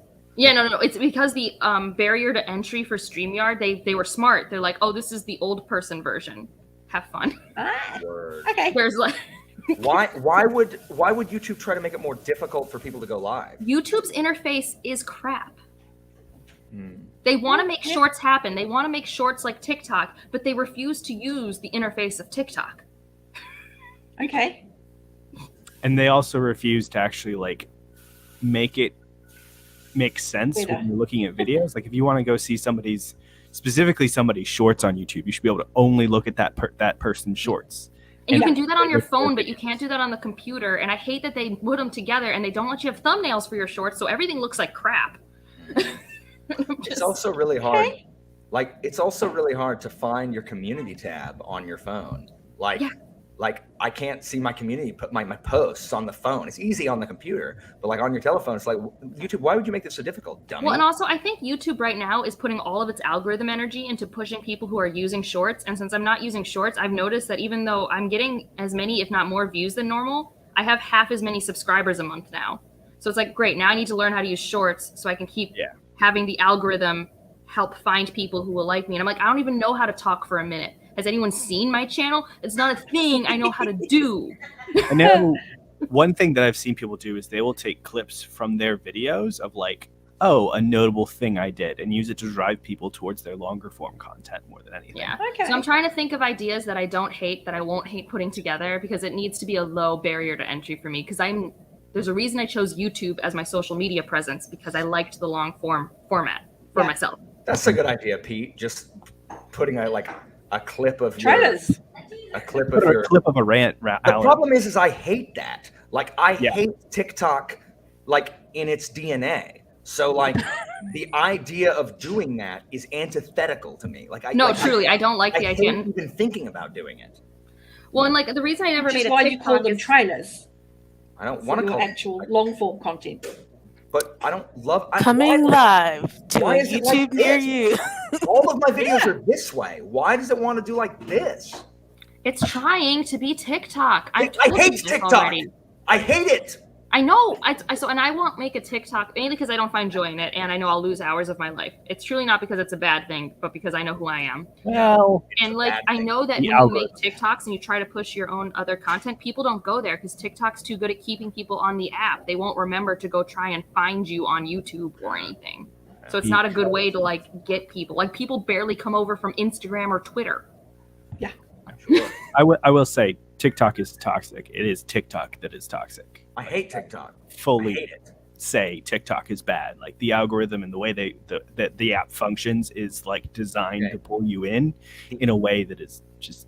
It is addictive. Yeah. The algorithm anywhere. The algorithm is a deity that should be torn down from the heavens. I will say for people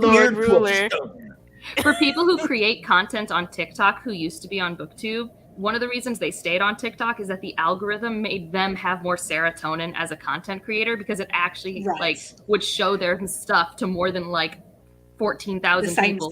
It would show it to like 1 million people, and so suddenly they had more engagement. It's different type of engagement, but that is something I've heard. I had 792 people listen to one of my history lectures. That's more than the 25 I have in a classroom every day. You know what I mean? Like, that's like, it's hard to wrap our head around, like, how many people in your real life care about your opinion? Like, seriously, like, you don't have an audience of. I don't need an existential crisis right now, Alan. Do what? I don't need an existential crisis right now. It's too late at night. Oh, sorry. How many people in my real life care? Seriously, if you get more than 12 views on a video, congratulations. Like, more people than in your real life have now heard your opinion.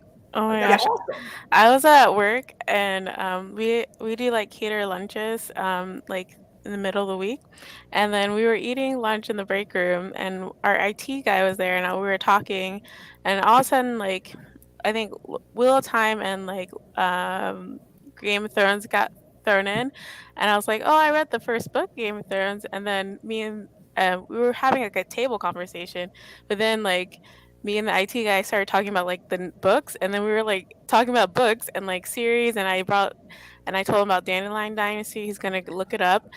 Awesome. But like slowly but surely, everyone else at the table started getting up and like walking away, because like they couldn't interact with like the book talk. So I'm like, yeah, so this little bubble does not exist really in the real world. I learned this week that the roommate of one of my former students, who's in college now, her college roommate, her mother watches my channel.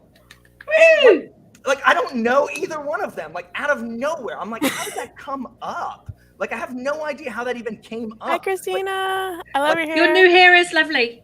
It's beautiful. Sorry, I didn't mean to That's interrupt. I wanted to add, I went to a party in Tallahassee and was like mingling with people and happened to be wearing my shirt. and one of them was like, I watched that channel. Then they should know your face. It was a friend of a friend. It's that bizarre. I went to her party and he was there and That's he awesome. watched the channel. Yeah, it's Isn't bizarre. that funny? That's hilarious. I think that's awesome. It's bizarre. One of my friends, he works at like this Anderson's plant shop essentially, and his co-worker has seen my videos, and I was like, he's That's like, yeah, awesome. I didn't tell them that you were around here. I'm like, thank you. That is so cool. Way too private about where I live. That's awesome. New Zealand is I don't know that I even have, other than the people who are related to me, I don't think anyone in New Zealand even watches my videos. So Really? I mean, I even know another New Zealand booktuber, I think. I know two. Which, I mean, I should know more, but... I don't know that there's many of us, to be fair. But, Took me 93 days to read The God Is Not Willing. Average of 5 pages a day, according to my spreadsheet. Oh, you don't want to know how long it took me to finish The Veiled Throat. Alan, I want you to read a book that no one's talking about. It is underhyped. It needs a strumpeter. And that is The Spear Cuts Through Water. It is a standalone fantasy book that is 500 pages. Evie told me it was good. Yeah, I still have The Vanished Birds on my shelf. I haven't read it. I like The Vanished Birds more, but Spear Cuts Through Water is actually spectacular, and no one's talking about it, Alan, and you like books that no one talks about. And it's a standalone. And it's a standalone, and it's only 500 pages. I'm just saying. You know, there are other Only. qualifications. Like, it's not just standalone, no one's Is talking there about it. Like, I have to war? actually want to read it. Is there war? There is, well, there's a falling empire and rebellion. This is by Rebellion Simon is a good word. Jimenez. I say Jimenez. I don't know. He's Filipino-Canadian. So, I don't know. I accidentally used to call him Simon Jimenez because I think I just assumed his whole name was Spanish, and he is 0% Spanish. So, Well, Oh, I then feel it's there's a lot of Simon Spanish Jimenez. influence in the Philippines. yeah. So I mean, but I still say Jimenez because I don't think Jimenez is right. No, that doesn't Yeah, I don't sound think right. that I don't doesn't think sound that's right at right. all. But no, Spear Cuts Through Water is like really good. It's really know. good. 544 pages, Angela. No, that's not Yeah. true. I mean, I'm gonna show you my edition. No, it's 512. Calm down. The internet lied. That's still too much for him. Calm down. We need to be in the fours. The fours are Right below. in front of me. Okay, here's the book. This is the book. I have it right here. I'm gonna flip to the last page. Okay, the last page of prose story. Okay. I do like Despotic Emperors and Their Monstrous Sons, the Three Terrors. It is 518 pages. What's the first number? The first number on page No. 1 of the story. What is the first digit of 5. the last? It's too high, Angela. The fives are too high still. The first page of the book is page 3. It seems a So little. it's only 515 pages. There's a lot of blank space on these Okay. pages. Angela, 501 pages is too much. Also, look at this Despotic end page. Emperor. Look at the end page. Look at this gorgeous propaganda map. Look at it. Look at it. It's That's also gorgeous. the reason I thought of you, Alan, is because it reminded me of reading Greek legends. It reminded me of that Homerific storytelling. It reminded me of gods among men and like the legendary characters and how their stories are told and how they are manipulated. And it had a lot of those things. Okay, And I Angela, just watched your Greek thing this But week. he doesn't if it like- remains untalked about and unhyped, by the time I can get to it, I will read it. But if I start hearing everybody talking about it, I'm not going to read it. But I can't Fine. get to it right now. But if it I- ever gets to that point, I'll just be happy. But I don't think it will. Okay. I'll let you People know. don't read this.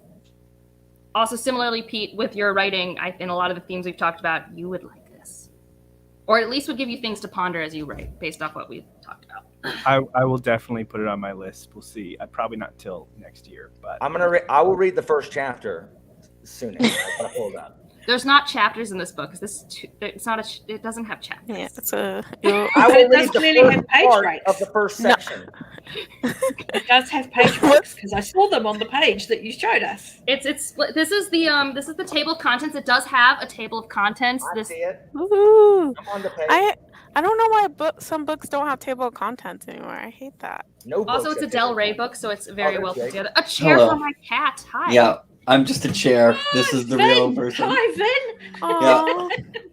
Angela and I are reading a books with cats in it. Hold on. Yeah, Angela, we are. I love this calico. It doesn't have a when does name this for book me yet, start? but I'm excited.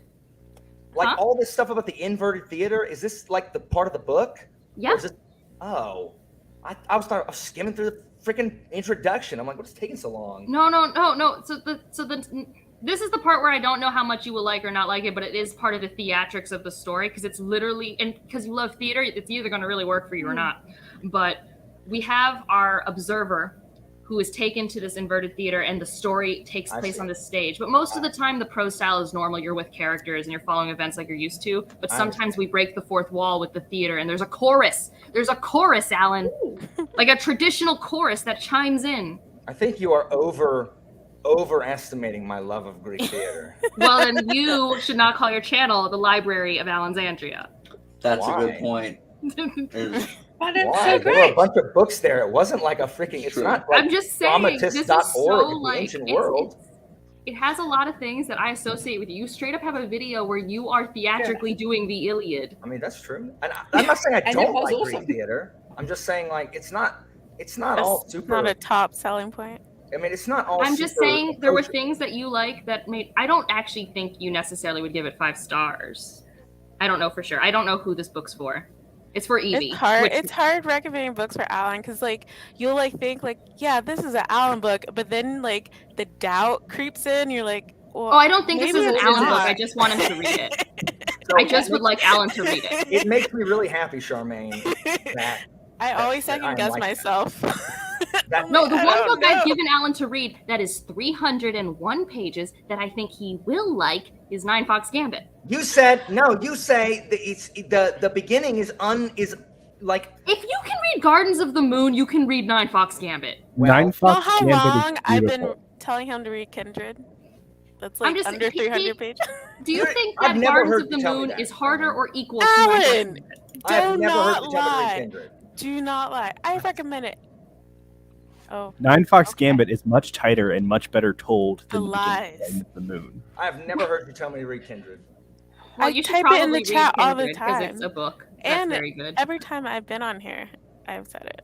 I always say, you know what's good historical fiction, Alan? Kindred. You know what's a good short book? Kindred. You Are know you what a sure good I'm gonna like standalone is? Kindred. Are you sure it's an Allen book? I think It would you'll be like outside it. I'm of what never you sure typically something read, is but an I think Allen you would book, like It's Alan. it. just an amazing book in general, and I think. See, you'll I like it. love having that. Like, I like that it's kind of easy to figure out what I like because I like a lot of the same stuff, but you never know. I could turn on it like on a dime. I Yeah. could betray you, just Yeah, like There'll Charmaine. be one thing in it that you haven't considered, but it will be a deal The- breaker for Alan. Here's the The thing, most confident book I can recommend you is Kindred. Yeah, I think Kindred's worth it. Mine is Also, Grace Alan, I want you to McKinney. read it because then you'll make a review, and even if you don't like it, you make fair reviews, and you have a readership that I would like to read this book. Okay. Well, I put it on my list. I put it on want to read on Goodreads, I'm just saying. and I put it in my little cart. My list thing on Amazon. But I agree with Charmaine that Kindred, it's out of what you typically read genre-wise, but it's good. I forgot what it's called. Water Spear A spear, There it is. the spear cuts through water. by Simon Jimenez. Good title. So, Alan, Oh, when are you it's gonna super read, good. The title is like, Dynasty? the title is 10 out of 10, especially having read the book. When am I going to read what? Dandelion Dynasty.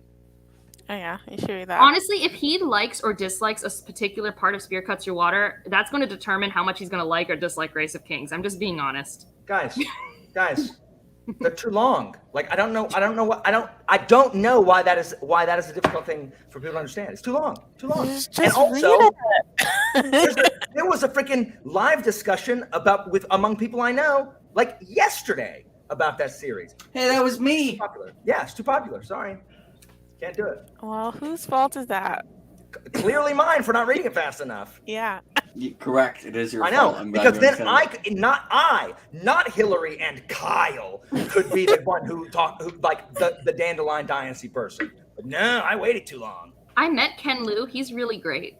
You would have really liked his talk. He's a very intelligent What are you individual doing with right now, many Angela? things. What are you doing? Like I don't understand. Like qui He bono is- to quote he is- Cicero. We're So going who's to do good is a what big you're saying stretch. right Ready? now. Stretch time. Did you not? Look at that If you missed my Howl, this is how enemies. Hey, kitty. This is how you get on my list, Angela. What you're I doing mean, right now. I don't mind being on your list. Angela. Yes, you do. Because when justice rains down upon you like hail from the sky, you will regret being on my list. He needs I really think- one Angela not on his list.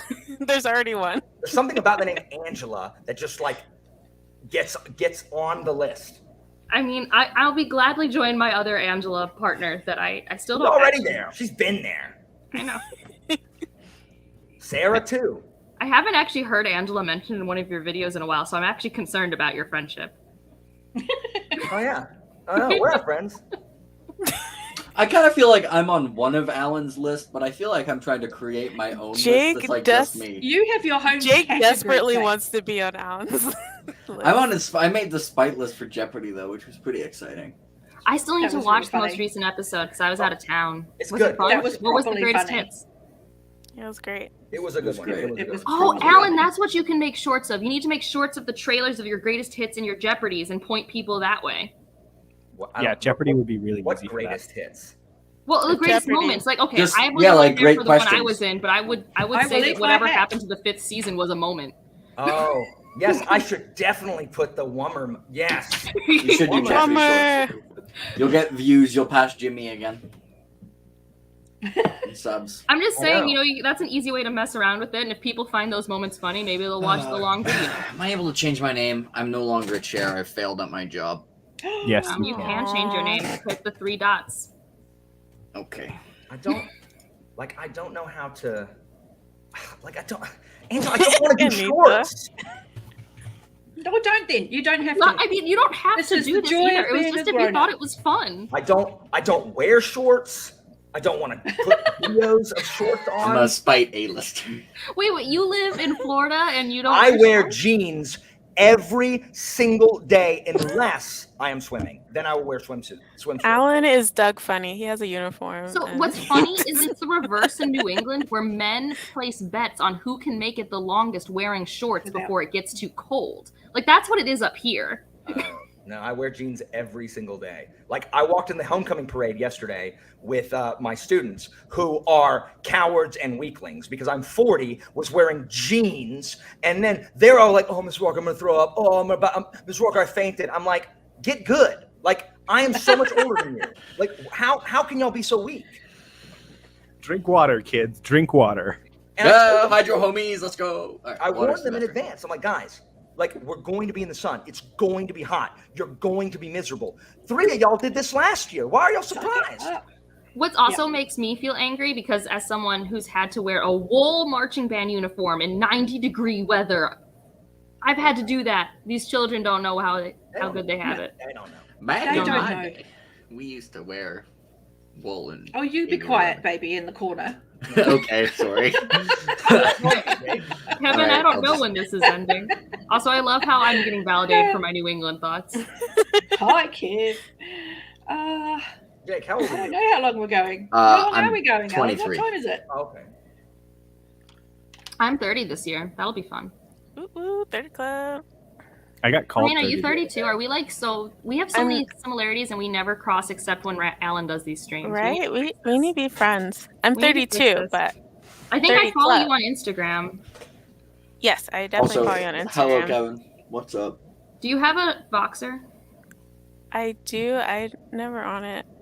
Sorry That's if why you I do all my boxered me phone. and I haven't answered.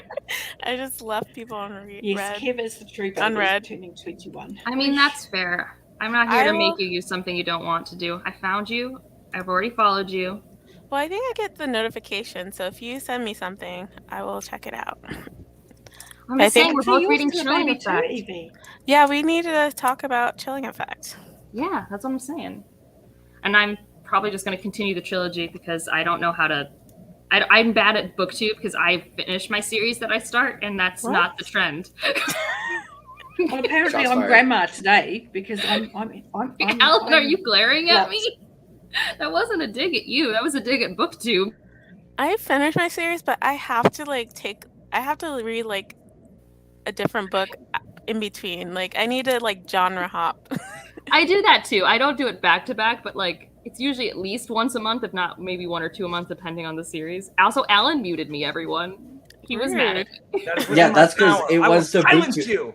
It's because, well, it was a dick to BookTube in general. Alan is one of the BookTube who is maybe just potentially guilty of that. Look. A little bit. Look, A little I bit. passed the Aliens and Sedition Act of 2022, and it forbids booktubers for calling me out. I feel like Alan was doing well with this series until Well- like all the buddy reads, and then like it just piles on all the series with the buddy reads. It's Until always he like learned. book Remember the one of another throwback? series. I remember the old Alan TBRs where he had aspirations and these D&D monsters.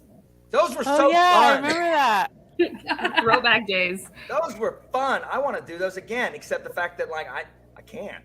Like, I have too many books. Find already another on way there. of using it. So I can't do TBR games because I just don't do them, but I love TBR games. So for my patrons, I like put it into the poll. Like I play the game to make the poll, and then they pick a book. Word. That's a good idea. That's cool. That's a good idea. Well, because that way I get to have the fun of doing the stupid random generated game thing. Well, I gotta read Game of Kings because Flippin' Klaus won my patron wheel. Game of Kings. Other Angela said it's denser than Erickson, so Yeah, I good know, luck. I know. Yeah, it's by Dorothy Dunn. It's a historical fiction, and the problem is if you read the reviews, like I'm either gonna like it or I'm gonna despise it because this guy, like literally, someone in the story tells the guy, like, "Hey, would it kill you to speak in prose?" Because the dude speaks only in like obscure, like French, Greek, or Latin, like references to like, it's like making pop cultural references to like historical references, which is a thing that I like sometimes. So like they're Klaus's favorite books like of all time. And so I'm gonna read it. Like I'm gonna give it the good old college try because I love Klaus and Klaus likes a lot of the same stuff I do. So we'll see. And I'm yes, curious to hear Evie, how I you do acknowledge that. like it. That is fair. What'd you say, Charmaine? I said I'm curious to see how you'll like it. I am also curious. I thought because it's historical fiction, it could be something I read on audiobook, but Klaus is like, no. Okay. Get the physics. Snob. I just love Klaus and Leanna's reviews of Rings of Power. I have not watched a single episode. I have no actual opinions. I just like seeing their opinions. I had to stop. I had to stop watching Leanna's because I was like, I think we're watching two different shows because I'm enjoying it. I'm enjoying I it too, think the Derek. vast majority of people are having fun, and like I'm not someone who even like loves the original trilogy. So no one could tell me the plot after the first 3 episodes, and I'm like, this show's not going to be paced the way I like TV shows to be paced. Yeah, which is like a because different it's not criteria. trying to. It's trying to be something different, and Yeah. Which is fine, and I'm it's happy allowed to be to swept away. Please stop mocking it. So I couldn't watch anymore. Yeah. The reviews. I was like, no, stop it. Just let me like this. I like to go into the shows just like with no expectation, so I can't watch like the reviews.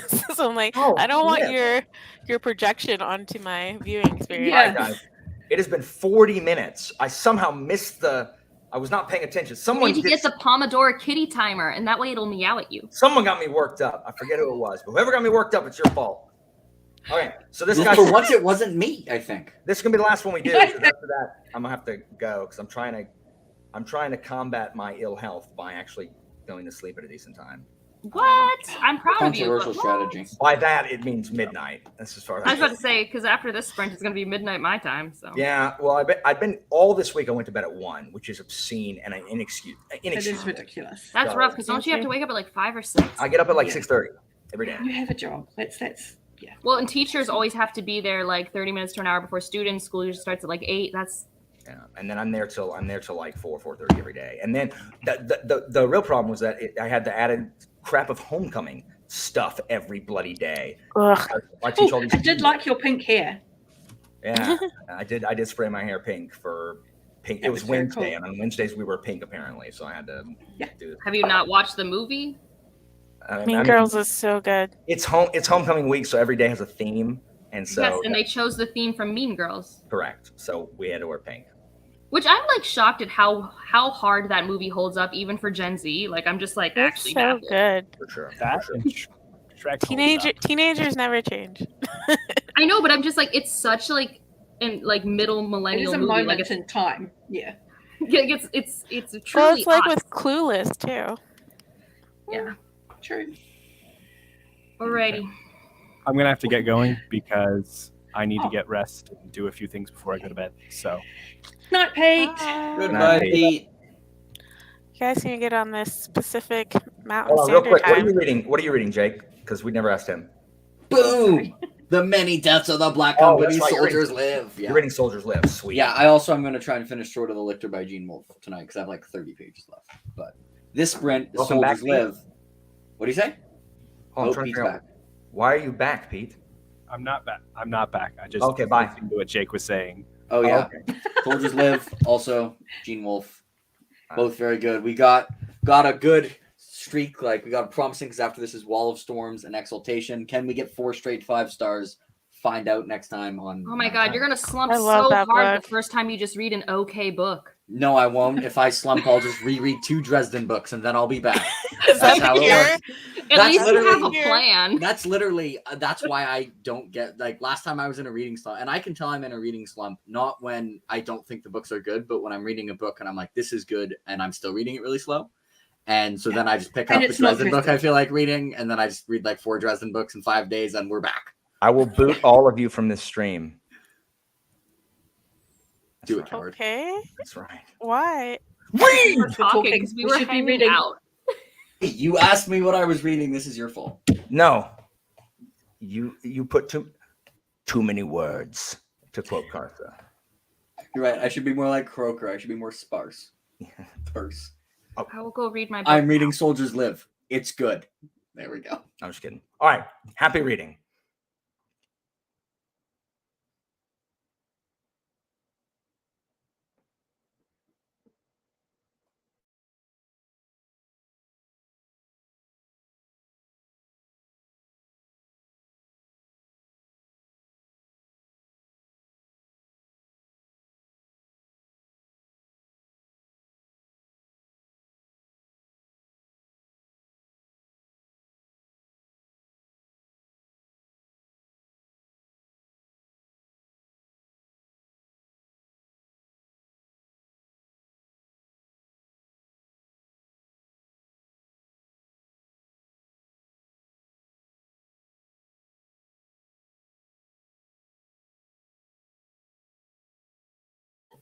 But why? What the hell is going on? Also, can we get the thing banned from chat?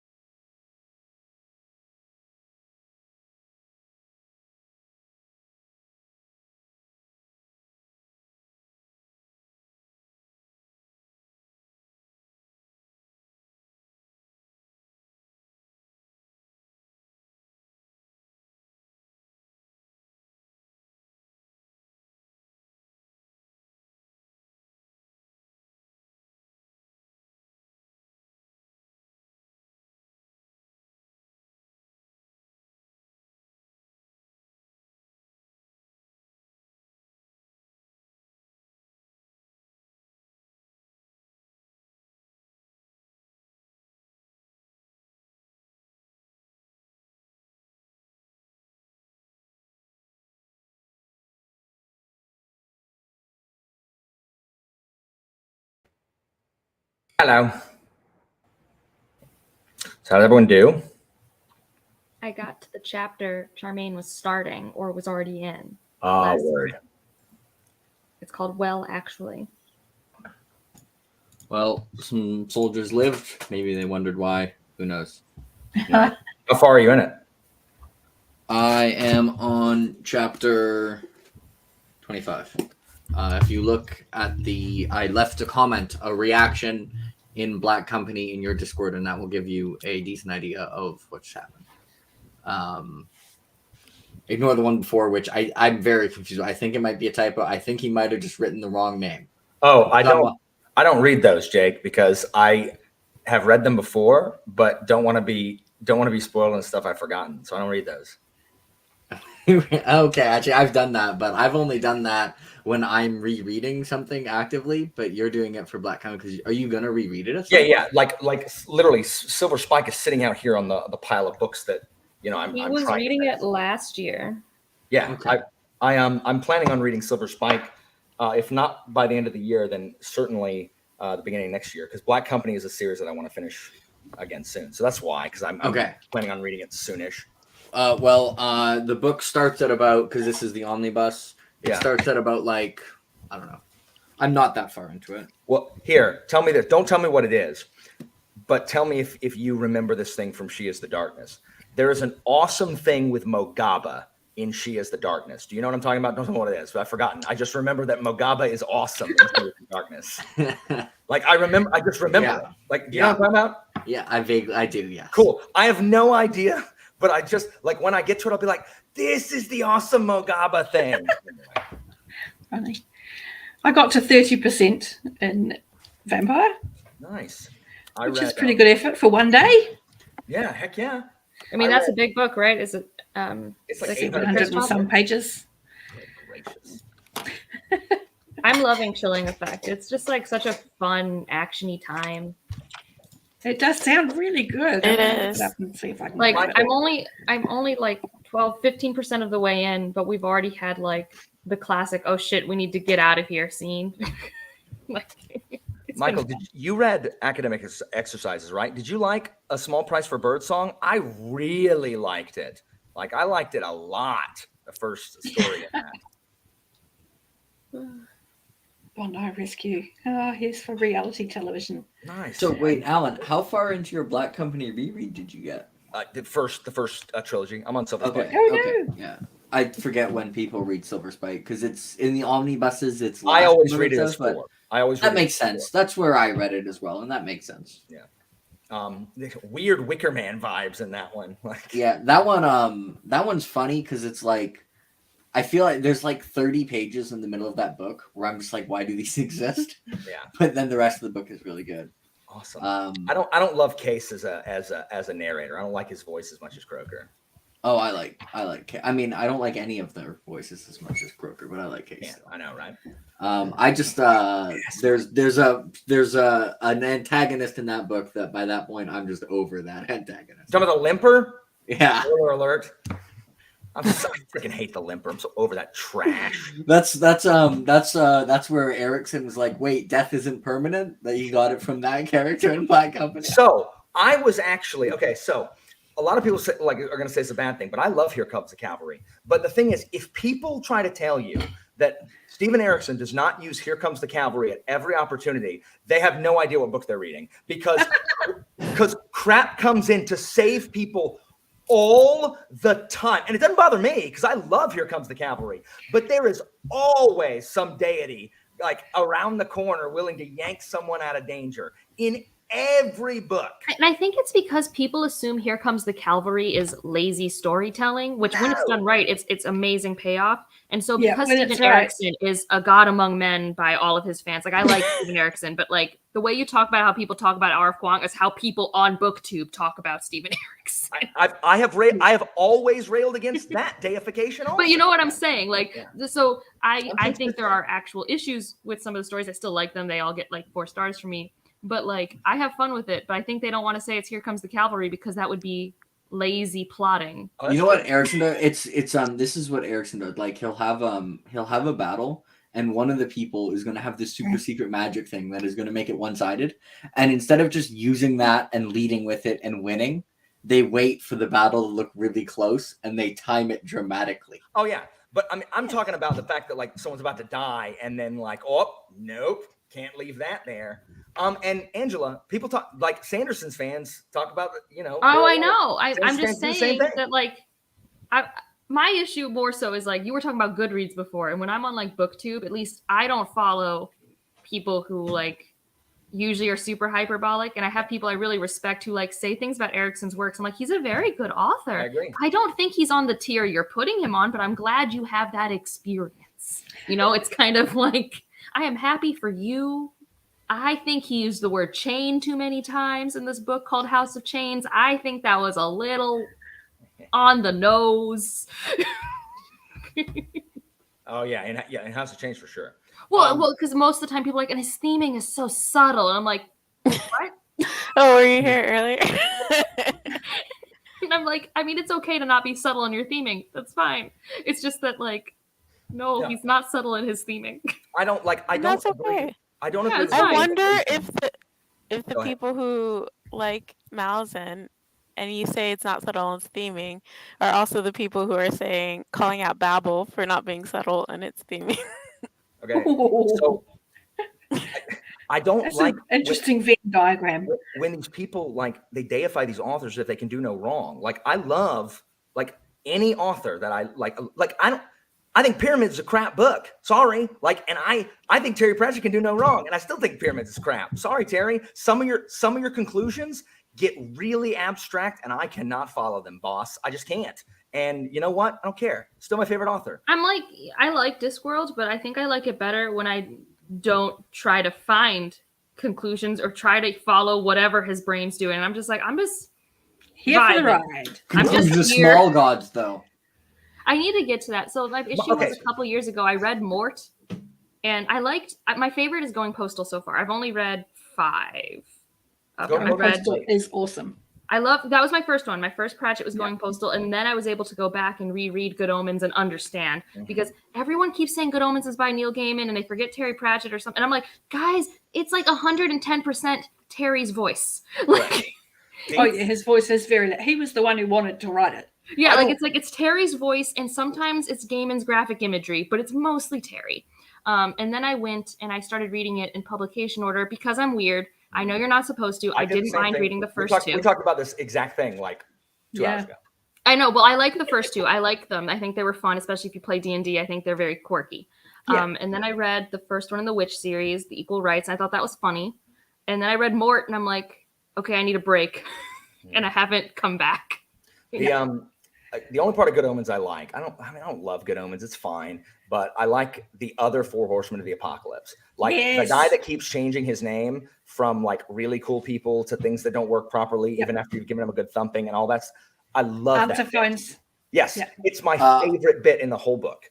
And then Small Gods. So Small Gods is good, but Small Gods has a fandom that I just can't deal with. Like there's people like the people who hate and despise any and all even remote like intimations of religion. Like hold it, they love it because like, oh, look at Terry Pratchett trashing. And I'm like, okay, like I get it. But like the book is like, I mean, I guess that's what the Vimes books are for me because that's my thing. But like people hype up Small Gods way more than it deserves. It's not as good as people think it is. No, I like Going Postal because it makes me feel like I'm calling Comcast and I'm angry. And that's what I want, apparently. So background, because I've only read 3, and Small Gods is my favorite of the 3, but that's mostly just because Guards, and Mort. And each as we go in publication order through time. Don't ask why I've read those 3. I read Mort first, and then I read Guards because Alan, and then Small Gods was for There is no right or wrong way to read. Anyway, I was about to say they feel very contained stories. All of them. So very few exceptions. I just like the story of Small Gods most. I was just like, this dude is like the prophet for a god, but the god is stuck and it's a turtle, and it was really fun. I think I might actually. I need to check in with my friend Judith in the UK. She wanted to get back into Pratchett. I'm like, I haven't done this forever, so maybe in April we were supposed to. So maybe in the nearest future I'll read more Pratchett. Weird. I don't dislike him. It's just that like he's a very distinct style, and like I don't normally read satire, which is like kind of what my brain needs to be in the mood for. And like it's a unique voice, definitely. Yeah. And everyone finds like Derry and I, Pratchett is like a height that, you know, like Pratchett no is one always can gonna be my reach. favorite author. Like when I do my top 10 authors this year, I'm gonna do top 11 because I'm gonna be like, guys, Pratchett's number one. It's always gonna be number one. So let's just talk about like the and 10, it's really hard to 10. compare his books to anybody else's because they're just not like them. And I also understand when Pratchett doesn't hit other people the way it hits me. Like Pratchett was just kind of like formative for me in a lot of like just the things that I find amusing, and so I get it. But the point is that I can acknowledge why other people would not like Pratchett. When people latch on, like when the Sando fans leap down people's throat, well, people don't like Sanderson, and then when the Malice stands, and I'm talking about the insufferable ones, the ones that think like if like they like it because it makes them feel smart, like oh, look at how elite I am that I like this series, and if you don't like it, you're an idiot. Like those two people, like. That's just insufferable. Like it's okay. Like it's okay if other people don't like it, and you know what? It's also okay if people don't like R.F. Kuang. So, you know, as long as people don't like Hobb, though, because people aren't allowed to dislike Hobb. Look, hey, you're on dangerous ground there, Jake. Just settle down. Hobb yet, but no, I mean, I think most reasonable people get that. Like they understand, especially because I think most people's favorite book experiences are usually something that's unique and different, which means by definition, it cannot be universally accessible. Correct. Although I have a theory, because I think it's somewhat well known that like the two fandoms in fantasy that like have the most really annoying rabid fans is like Malazan and the Cosmere. My theory is that those also have the most annoying haters. And my theory is based on I like a lot of series. And the comments talking about like when people dislike those are the ones I'm the most consistently annoyed by. And it's for exact opposite reasons. It's because when people are just like, this is terrible, for Malazan, people are just like, it's just like people talking about nonsense. Like, what's the point? And I'm just like, okay.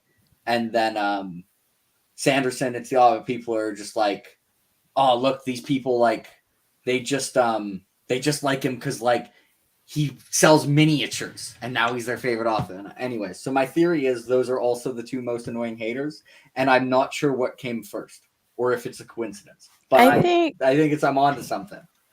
I think the more annoying the fandom, the more incentive is for people to rag on them. Yeah, I think that might be. Although I think we're also underrepresenting the Wheel of Time crowd who write legitimate essays on my videos. The food's right here. I don't hate you, Kevin. It's okay.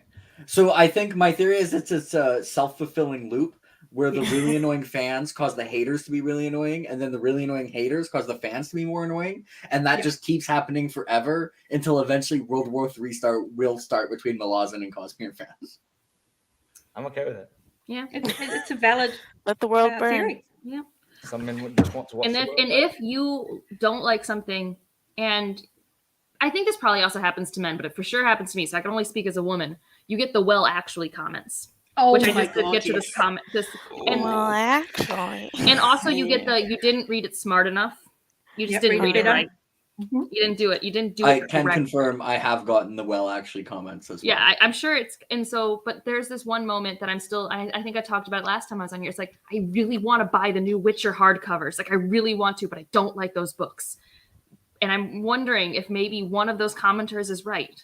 Maybe I read it wrong. No, you didn't. No, they're just not that good. Sorry. No. The covers are so pretty, and I want to encourage Orbit, of all publishers, to actually publish things in hardcover. God dang. This is true. Orbit does hate hardcover. Although apparently, so this is the thing. Like, if you talk to the people who read The Witcher, like in Polish, like he's like their guy Gabriel Tay when it comes to prose. Like prose is his thing. That's like why they're like the writing is so good. Now, for the translation, let's just say the writing is not particularly. I think the writing's fine. It was the writing's fine. serviceable. The last time we were all here? I don't know. We Yes. definitely talk about this a lot. It's We only exact have like 10 conversation. conversations. Anyways, there's going to be a self-filling loop between Malazan fans and haters and Sanderson fans and haters. But Maya's right. all Wheel become of more and Time more fans annoying. and Witcher fans are something else. Because like Elliot Brooke loves The Witcher, but stops doing Witcher content because she can't handle like because she's positive it, but the Witcher fan base is gross. They're very objectifying of women. You didn't even compliment the series right. My favorite, Kristen, my favorite are the ones, the comments that literally say that I didn't know something, but I literally answered it later in the video. And it's very you clear just that know they didn't watch. Yeah, like yes, I know. I said that later in the video. I have to admit pointing that something, out. Alan. I sometimes, while I'm watching videos, I know I'm going to forget a comment. Sometimes I'll comment something in the middle of a video. There's a little edit button. No, it's not Twitter. I You do go that, to I do edit. that too. But I'm talking about when like someone tears someone. Oh yeah. Like, you don't really even. Like, you didn't even talk about. Like yes, I did. Like watch 2 minutes ahead, dum dum. I did talk about that. I just know that when people don't like my authors, I'm just sad for them. Yeah, I just because get clearly sad. there's something Actually, in wait, them no, that I know connected. because it's I think this is why the fan hater cycle happens for Malazan, Wheel of Time, and Stormlight because all three series are really indulgent, right? And it's like it feels like all the people who dislike them, they're just like clearly this book I didn't enjoy. If it just got edited down to like a 300-page book, maybe I would have enjoyed it. So I will call it pointless and badly edited, which will then annoy the fans who And will be more indulgent. rabid. And then people will be like, but like, no, it wasn't badly edited. And then they will get really annoying that way. And it'll create a feedback loop until the world burns. This is how the world's going to end, everyone. All the other people were At wrong. which point you will have to move to New Zealand where we're The safe world from the will apocalypse. end because of one of my holy wars. Somewhere. All right. Ryan just got home with a big box of pizza, and I know Alan wants to go to bed by midnight, so I'm gonna. That's the perfect bye-bye. Yeah, Anyway, so I'm gonna leave. Guys, am I thank- ending this by accident again? Thank Oh, you, this is everyone. Ryan, everyone. What's up, Ryan? Thank you, everyone who joined me for this. Everyone in the comments, thanks for sticking around. Got a lot done, and I'll see you guys next time. Bye. Good work.